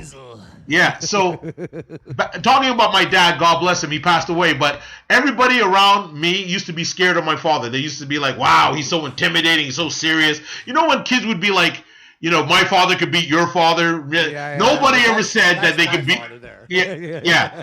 Nobody ever said that. They'd be like, "You can't beat Rodney's father." You know what I mean? So I was like, "All right, cool." So I went to go see the Paul Sauvé Arena to see the Road Warriors. And my dad just took me because I just bothered the shit out of him. When the Road Warriors came down and Iron Man, and I'm by the aisle, and I see them, they're running, and I just looked at them, and I looked at my dad, and I'm like, please, I hope they never have to fight my dad. I don't know what would happen. So that was it. So then I started going to the forum as a kid. So at 14, I start taking off to go to see the wrestlers at WWF. And I walk out and I see Kamala come out of a car, and he's in his normal clothes, so that's freaking me out. But he doesn't have his makeup on, but he has this head wrap on his head. And I see Leela, the blonde bombers. They were the female. No, there was the Jumping Bomb Angels, and then the people that they were fighting was Leilani Kai, I think, and somebody else. I can't remember. But I remember these women wrestlers in mink coats, you know what I mean? And they're walking to the venue, and I have this little pen and pad, and I'm like, can you sign this? And they're like, oh, you're so cute. And they're playing with my afro. I couldn't give a shit. And I'm like, oh my God, you smell so nice. And so, you know, I'm getting these autographs, and I'm losing it because I'm like, how can I get so close to these guys? And at that time, whenever they finished their match, you could always run down and see where they came out of the entrance to go into the locker room. So I saw Macho Man, and he's all busted up and bleeding, and Elizabeth is there, and he's running, and I'm just freaking out. And then I see Andre the Giant. I'm like, oh my God, Andre. Oh. And Andre put his hand on my head, and it smelled like beer and wine. Like, I could still smell it. He's there, like, patting my head, like, oh, you know, he's in French, he called him like a cute black kid. And as he's hitting my head, I feel his fingertips on my chest. I didn't know what rape was. I didn't know the concept of rape, but I understood that if he wanted to rape me, there was nothing I could do. No, he could finger you from the top of his head. Oh my God! So, who's that guy that used to wear green and Billy Jack Haynes? So I'm in the hallway and I'm getting autographs, and I see Billy Jack Haynes, and he looks so intimidating, and he's built, and he's just leaning against the wall, I guess waiting for his match. And he's looking at me, and I'm like, oh my God, like, what did I do to him? And he's like, hey, kid. And I'm like, already I'm peeing. I'm like, yes, sir. He's like, do you want an autograph? So I didn't think that he would want, you know what I mean? I'm like, yeah. So he signs it, and he gives it to me, and I'm like, wow, that's cool. So you want to hear the heartbreak as a student, as a kid, the wrestler that broke my heart? You want to hear this? The one that if I see him now, I'll still push him down the stairs? Is it Ric Flair? No, I hope not. Ric Flair is one of my favorite wrestlers of all time. It would break my soul if he was ever a dick to me. Like, luckily, because I'm so intimidating and I look like a gangster, most wrestlers don't see me as a fan, and they're very cool for me. You know what I mean? Like they I remember the first time I met Rhino. They can smell their own. Yeah, exactly. Well, yeah, or maybe he's a pro athlete or something like that. So I don't come off like a market, and I don't bother wrestlers because I learned my background is I used to be a recording artist in hip hop. I was signed. I read about that too. Clutch Records. And I did some shows, and I opened up for a lot of rappers and stuff. So I'm hanging out with Wu-Tang. I'm not harassing them. I'm hanging out with like Onyx. I'm hanging out with like a lot of like all the groups that I open up. So I learned, don't be a fucking groupie. They're not there. All they want to do is roll weed and get women. They're not looking for male bonding. So that translated. Yeah, so that translated when I got into wrestling. But I'm still a kid, so I'm 13, 14. I love Ric Flair. I'm watching him on Quatre Saisons, is in French, and I'm watching everything that's happening. This was like maybe 87, 88. So I'm watching, and the last thing, his last feud was with Ronnie Garvin. So him and Ronnie Garvin. So I was familiar because he was a heel in Montreal with his brother against the Rougeaus. Yeah. But now I'm seeing him as a babyface, and he's going against Ric Flair. And even though I liked Ric Flair, I was a kid, he was still the bad guy. So I'm cheering for Ronnie Garvin. Yeah. So I'm watching they're going back and forth and in the promos, and then they have this whole Rocky segment where Ronnie Garvin is swimming in a lake and his brother's rowing next to him, telling him, come on, you could do it. And, they're doing the Rocky hike, and Ric Flair's drinking champagne, and while, Garvin's lifting barbells, he's lifting girls, you know what I mean? So they're giving that whole montage. Anyways, Garvin wins the title, and I freak out. And then Ric Flair finally wins it again for the 5th time. And then Garvin goes to WWE, and he's the renegade. He's the, So I had this big, like a book. I would cut out pictures from magazines, and I would place them in the scrapbook, this big, massive scrapbook. So I had a scrapbook of everybody that I liked. When I was a kid, I used to get the PWI, and I would take all the pictures, because they would have like colored centerfolds of all the wrestlers with championship belts, and I would put them on my wall, and I'd put them on my ceiling. You got to understand, it is very strange for black parents to walk in and see all these half-naked white men stuck all over your sons.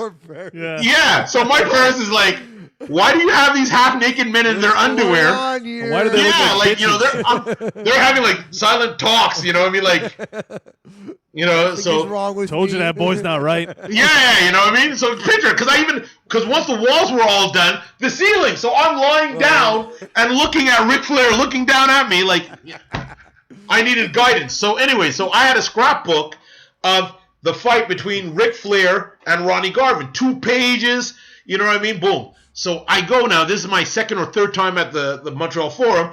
Ronnie Garvin's performing there. No problem. So I go there, take this big fucking scrapbook, hold it the whole time. We're waiting at the end now where they all walk out. This is my moment. I see him. It's almost like slow motion. In those movies, slow motion. So I'm pulling it out. It's almost like that Pepsi commercial with mean Joe Green with the Pepsi. You want my Pepsi? So I'm opening this up. I'm like, I have the marker. Can you please sign this?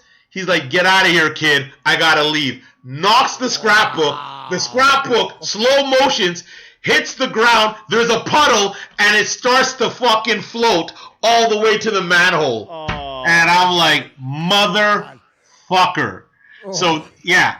Traumatized me. Became a heel for life. So then I see him 15 years later. I get introduced to him. And my coach, And my coach at the time is like, yo, come in. And how I got into the venue was a Paul Sauvé Arena. The main event was Ronnie Garvin, Abdullah the Butcher versus the Rougeaus. And I walked in, and I didn't have to pay because somebody thought I was the son of Abdullah. So I opened the door. I opened the back door because I'm supposed to meet my coach because my coach is already in there. But I missed the time he was supposed to get me. So I'm like, fuck. So I start knocking on the door that he was going to let me in. And the guy comes in, and I'm like... And I'm going to tell him, I have my ticket, but I'm allowed to go in. He's like, yeah, you're Abby's kid, walk in. Yeah, I'm Abby's kid. Yeah, so I just walk in. So I'm backstage, and now I'm being introduced, and he's about to shake his hand, and he's just being a nice guy. And I'm like, yeah, fuck you. I remember you. When I was a kid, you knocked down my scrapbook. Everybody looked at me like I fucking fed him shit. Like, you can't talk to vets like that. He's a world champion. I'm like, yeah, well, don't break the spirit of a little black child. Exactly. Yeah. One person. Exactly. Bastard. Yeah. Garvin stomp you right to hell. But you know what? I still love him. I still got respect for him. Of course. Yeah. You know, just before we go, we haven't brought up our very good friend of the show, Jeremy Prophet. Yeah. And I know you guys were tag team champions. My chest stings every time we talk about him. He got chopped. He got chopped by the Black Dynamite actually in studio actually. So and you lived to tell about it, dude. I could have opened his fucking iPhone with my handprint on my chest. That's funny. Yeah. I might have to use that in a future promo. I'll give you props though. Can you tell us a little bit about Appreciate Jeremy with the experience you've had with Jeremy and I know you guys were tag team champions in the IWS, right? No, not IWS. It was NWA. He was NWA tag team champion with me. So the first time I met him, it was at a show, and I remember he was just sitting by himself and whatever. And I came up to him and I say, "Hey, listen, you know what I mean? I see what you're doing. I see that you're trying to, get into the game. If there's anything I could do to help, just let me know." And he always told me like years later that he appreciated that, at the time the vet would come up to him and he just started, you know what I mean? But also you got to remember that there wasn't a lot of black wrestlers in wrestling in Quebec. Sure. And I would have done that with anybody, but just seeing somebody else, for the longest time, it was always just me. So if there was anybody else, and if I could do something to help them or make it a little bit easier or whatever the case is, I was going to do that. So that was it. And then, we've been on road trips together and driving together, and we've been to WWE tryouts together. And then it was just an opportunity. I needed a tag team partner. And I said, hey, you want to go for the belts? And he's like, yep. And then we just won it. So, that was it. And, like our careers have always crossed. Like, I haven't seen him. Last time I seen him was like maybe 5 years ago. So, I haven't seen him. But I hope he's doing well and all the very best to him. Okay, cool. And I know, and then the last thing probably, I know. Not last thing. We can go on. You can edit this. You can ask stuff about me. I honestly, because if it wasn't a pandemic going on, I would guarantee you have you in the studio. 100%, 110%. So let's I would have brought the rum. Let's talk about this last thing and keep the people wanting Gonna more. hold you to that. So all right, when this pandemic is done, DRU ONYX is going to be in studio in Jofo. All right, cool. Cause maybe we could go by his dojo and shoot something. Maybe do something on scene. Yeah, I got a nice little room. Everyone's invited. You too, Bruno. I'll bring the strippers, the cocaine, the midgets. We'll do this right. No, but you know what's funny? Like, I wasn't joking about the rum. Like, I was watching a segment, a hip hop segment, where these guys interview rappers, and it's just a table full of alcohol. And they're drinking, and I'm like, that's such a cool idea. So, you know what I mean? Well, if you want, you could go on our YouTube page, check out the Sexy Eddie episode, and you'll see about 60 beers on the. I don't want to. Fuck Sexy Eddie. Fuck him. No, I'm joking.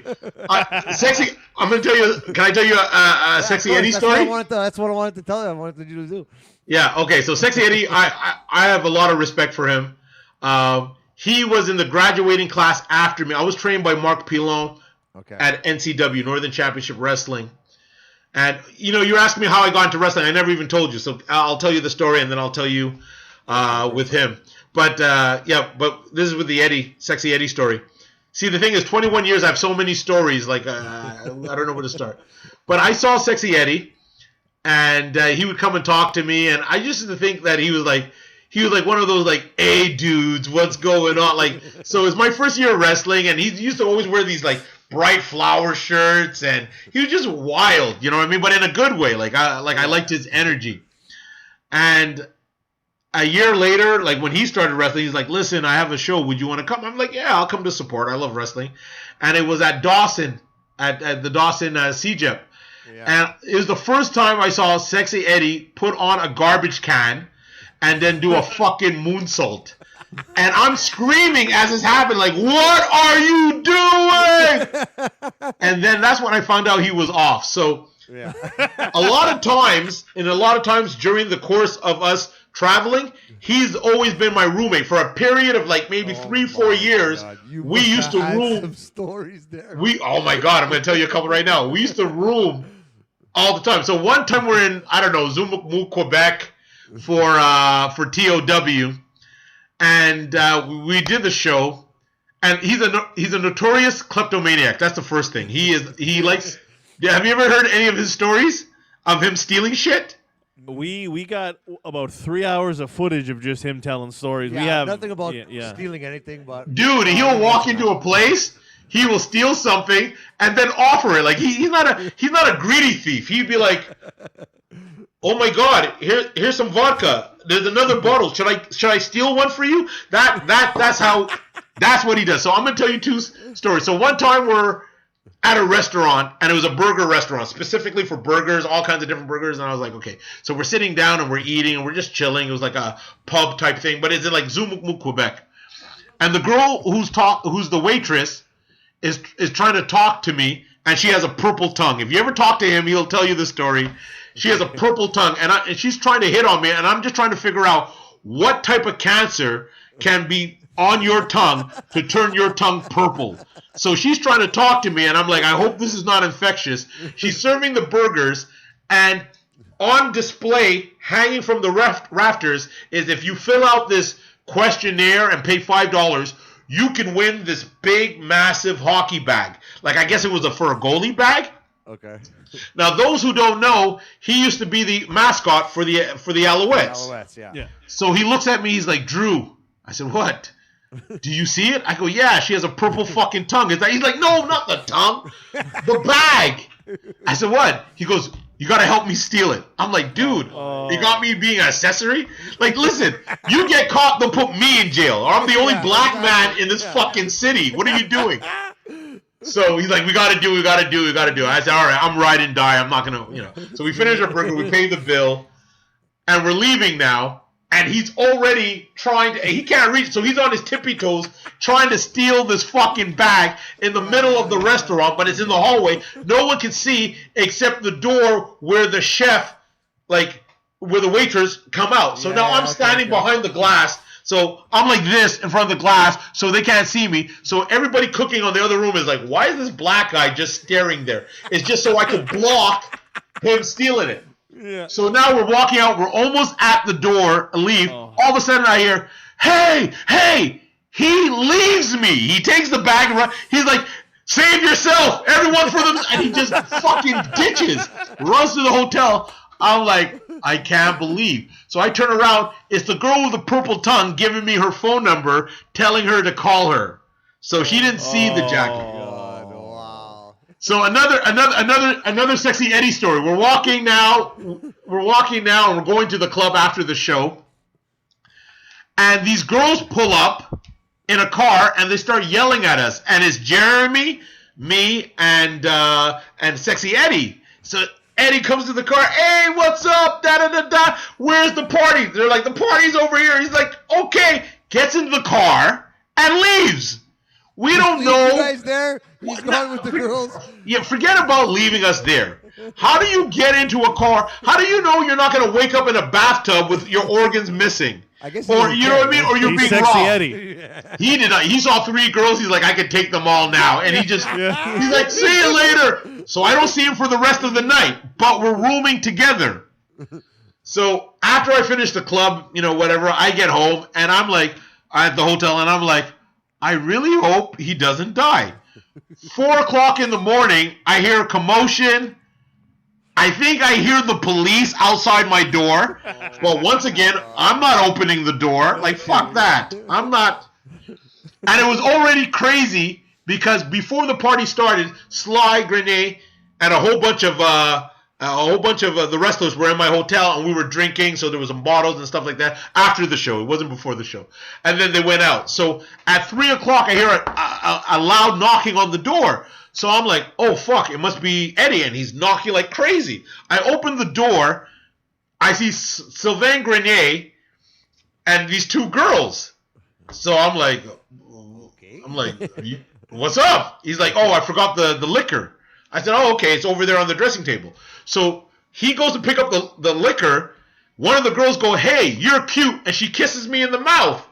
And Sly goes, yuck. You can't stay. And he leaves her, and he takes the other girl. The other girl's like, no, wait for me. And I'm like, this is what happens at 3 o'clock in the morning. So I shut the door. 4 o'clock comes now. I hear commotion. It sounds like cops talking to somebody. All of a sudden, half an hour later, I see Eddie. He stumbles in. He's on the bed, half off the bed, trying to take his clothes off, and whatever. So he's all fucked up, and he's not on the bed, half on, breathing heavily. I'm like, fuck, he's gonna die on it. He's gonna fucking choke on his barf. So what does his buddy do? I get up, I start taking off his shoes, I take off his clothes and stuff like that. I forget I'm naked. I sleep naked. So he wakes up now and sees this 350-pound black man leaning over him. He wakes up. He goes, I'm not sure I'm going to like this. And then he passes out. He passes out. So, but I thought it was so funny because I'm like, if anybody would have saw this, of course, how we're... So I strip him, I put him in his bed, whatever.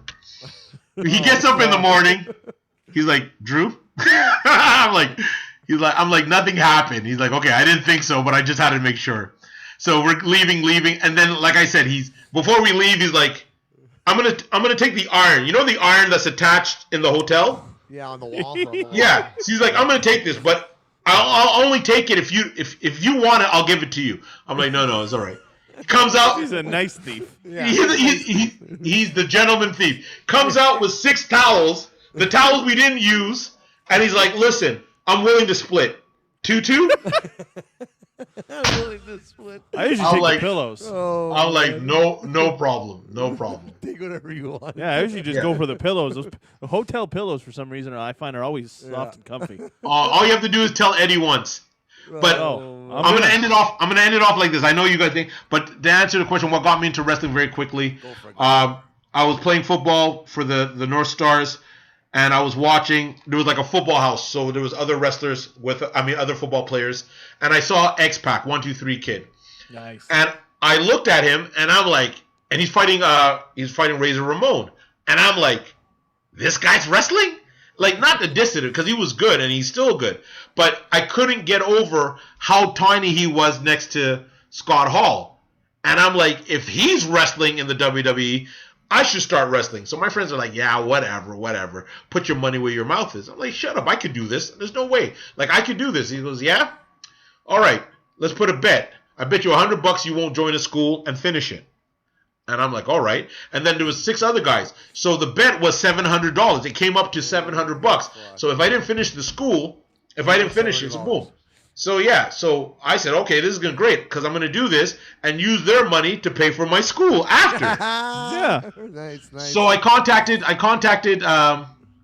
Bertrand Hebert, who used to be the booker for NCW, and I contacted him and I said, hey, I want to be a pro wrestler because they were mentioned in the back of my magazines all the time. They would have like a world-side report in Canada, Montreal, NCW, and then would give a list of their matches and stuff like that. And I went online, and I saw online, and once again, like I said, because I was watching pro wrestling, NWA, I expected all wrestlers looked a certain type. So I was very surprised of how the indies was different because, like I said, I played semi-pro. I was getting paid to play football. I've always played elite stuff. Not to say indie's not, but it was what my expectations were and what it was 2 different things at the time. Yeah. So I called Bert and I said, hey, I'd like to be a wrestler. I just was on your website. I saw, all these different people. I'd like to be it. He's like, well, I'm not the one in charge for the school. You're going to have to contact Mark Pilon. So I contact Mark Pilon and I say, hey, I'm a football player. I'd like to wrestle. I saw this. I'd like to join your school. He's like, the school is filled. Call back in 6 months. And he just hung up on me. Wow. And I'm like, What? this motherfucker. Yeah. This guy hung up on me? Yeah. Okay. 6 months later, I'm going to call. So like almost 6 months to the date, almost the same fucking time, I call him. I'm like, hey, I called 6 months before. I'd like to be a pro wrestler. I hear you're teaching. He's like, the school is closed. I'm like, the school is not closed. I said, I'm 6'2". I'm 300 pounds. I just had an NFL tryout. I watch on your website. I'm bigger than half the guys on your roster. You tell me you cannot train an elite athlete like me? He's like, all right, big mouth. I'll see you next week. He hangs up, and I'm like, okay, all right. So I came there looking to fight. So I got there. So I want to impress him. So I'm wearing my my pro tracksuit, the bag, everything, the glass. I look like you're looking the part. You're looking. Yeah, I look like a 300-pound Deion Sanders. I'm doing gold chain. I walk there. It's on top of a bowling alley. It's in the small room. There's just mats, and there's these two little kids, bird chest. I was like, what the fuck is this?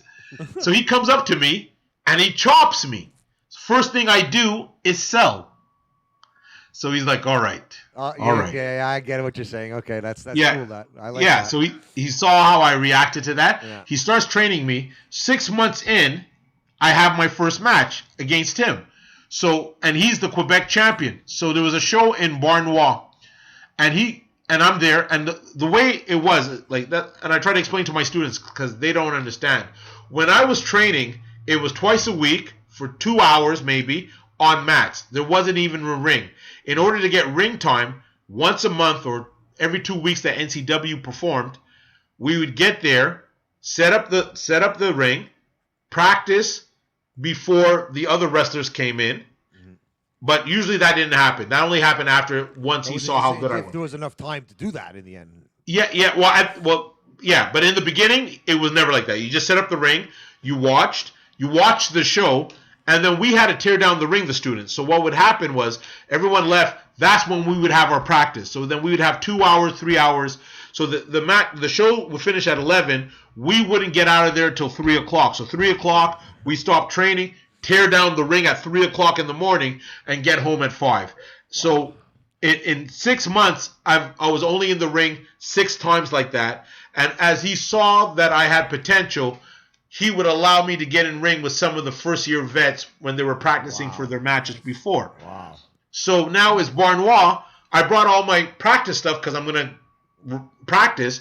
Yeah. One of the wrestlers canceled, but he told the promoter, but the promoter forgot. Oh. So they're like, oh, my God, the main event. We don't have anybody for the main event. Huh. And Mark said, did he no-show? He goes, no, he told me, but I totally forgot. He turns around, he's like, Drew could do it. I'm like, no, I can't. He's like, yeah, Drew can do this. And I'm like, I've only had 6 months of training.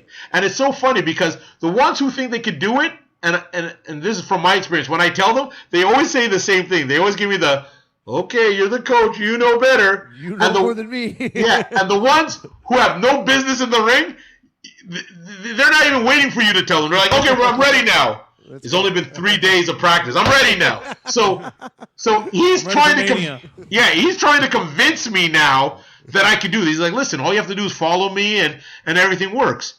He goes, do you trust me? I'm like, Mark, I trust you. I just don't trust me. Like, I don't think I'm ready. So now I gone instantly quiet now. Before I'm rambunctious and da-da-da, and I'm like, oh, fuck. And this is for the title.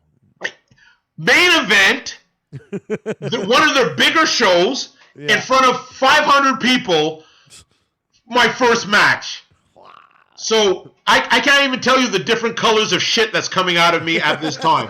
Because I'm a confident guy, but I don't want to look stupid. It's not about doing the match. Yeah. And also, most importantly, I don't want to let down my coach. Because at that time, I was the teacher's pet. Yeah. Like, he used to bring me to seminars and, show me off. So I wanted to do him right. If he's pointing at you to be that guy and you flop, there goes the career right off the Yeah, bat, right? I don't know another wrestling school to quit and go to, so I'm like, fuck, I'm done. So Bert comes up to me, he's like, what's your name? So I used to play this role-playing game, this dice game, this wrestling game, and I made this character. He used to wear black and purple, and his name was DRU ONYX. So I said, DRU ONYX. And he's like, okay, where are you from?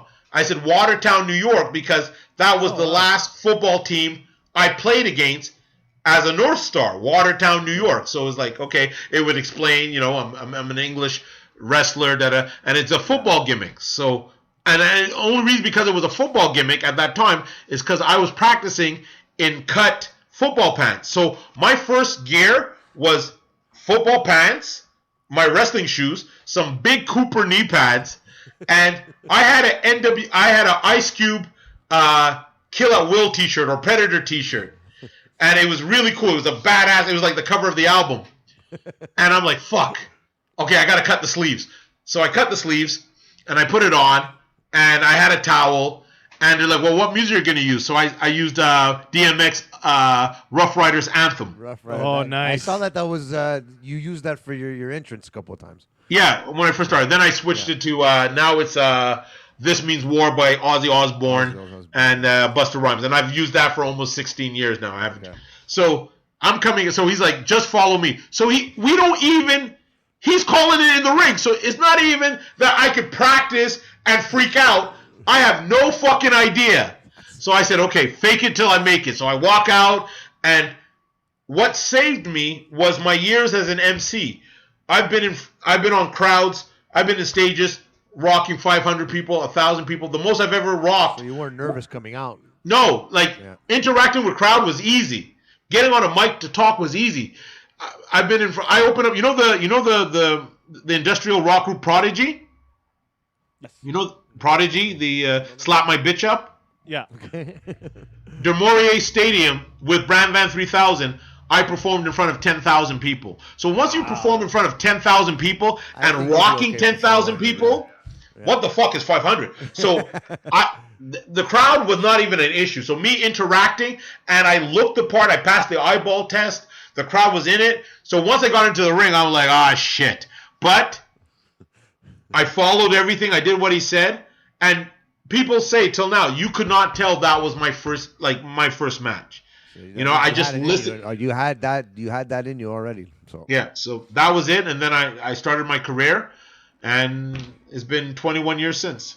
Yeah, great 30 career, titles. that's for sure. Yeah, great career. But honestly, like I said, when this pandemic is over, the vaccine is out, you are totally invited to our studio here to sit down with us. We'll have a drink, and we could talk about all the other stories you have. Because like I said, I'm sure you have stories to go for the days to come. Yeah.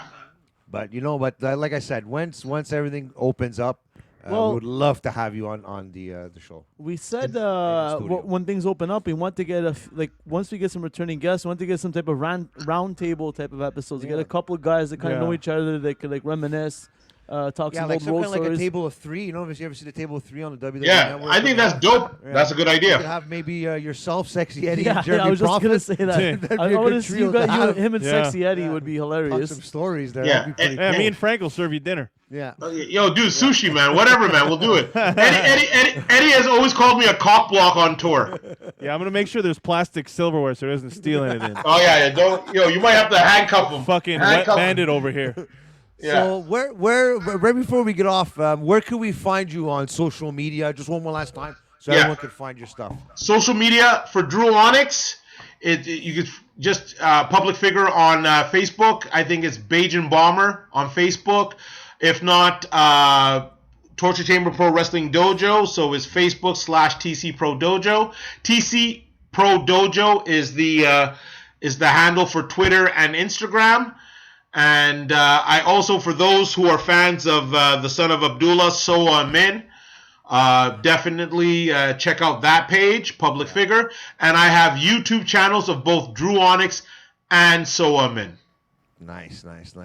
And everyone out there, you can find Jofo in the Ring on Instagram, Facebook, and Twitter. And TikTok. Now, starting with TikTok. We're starting to Twitch as well, but for now, TikTok, Instagram, Facebook, and Twitter at Jofo in the Ring. YouTube at Jofo in the Ring. If you see this cap, it's Pasta Amalfi on Instagram. Go check them out for all your pasta needs, sausages, cheese, everything. Fucking cannolis, buddy. Oh! Those cannolis? In Montreal. If you guys need a little delivery there, you could bring them over there too as well. I might. Are you on Uber? Or you guys do Uber or DoorDash? He doesn't do Uber, but he does deliver within the Montreal area. Montreal DM North? on Instagram is Yeah. DM is his, DM on Instagram We'll is his send main you thing. we'll send you the profile to your. I'll to your- do that, man. I'll be more than support. Yeah, some. Do you guys do Fantastic homemade cannolis. stuff. Fantastic. Yeah, do you guys do vegetarian stuff? He does everything. He's not a world class chef, but to me he's a world class chef. He does everything. Then he's a world class chef. Yeah, If you endorse him, he's world class. Guys, it was a pleasure. You guys rocked. It was a lot of fun. You guys made me remember a lot of things, even though I didn't remember half their names. Amazing. But I Ken, really thank you so appreciate much. for your time and Yeah. everything. And like I said, once this pandemic is over, Yeah. you are totally invited to And the we studio. might even pop by and come see you. Anytime. Listen, you guys can come and check out and see how we run our practices. Cool, man. And like I said, love I have to. a media room upstairs Nice. that can facilitate us doing this live, and we can get some of that food, get some liquor, talk about wrestling, Nice. pick each other's brains, and talk about everything. We'll take you I up love on it. that. And Yeah. guys, thanks for DRU ONYX again for coming on the show. Kyle Morin, Frank Jofo here. Guys, subscribe to his channel, subscribe to our channel on YouTube. Yeah. There's only one thing I gotta say. Wrestling is life.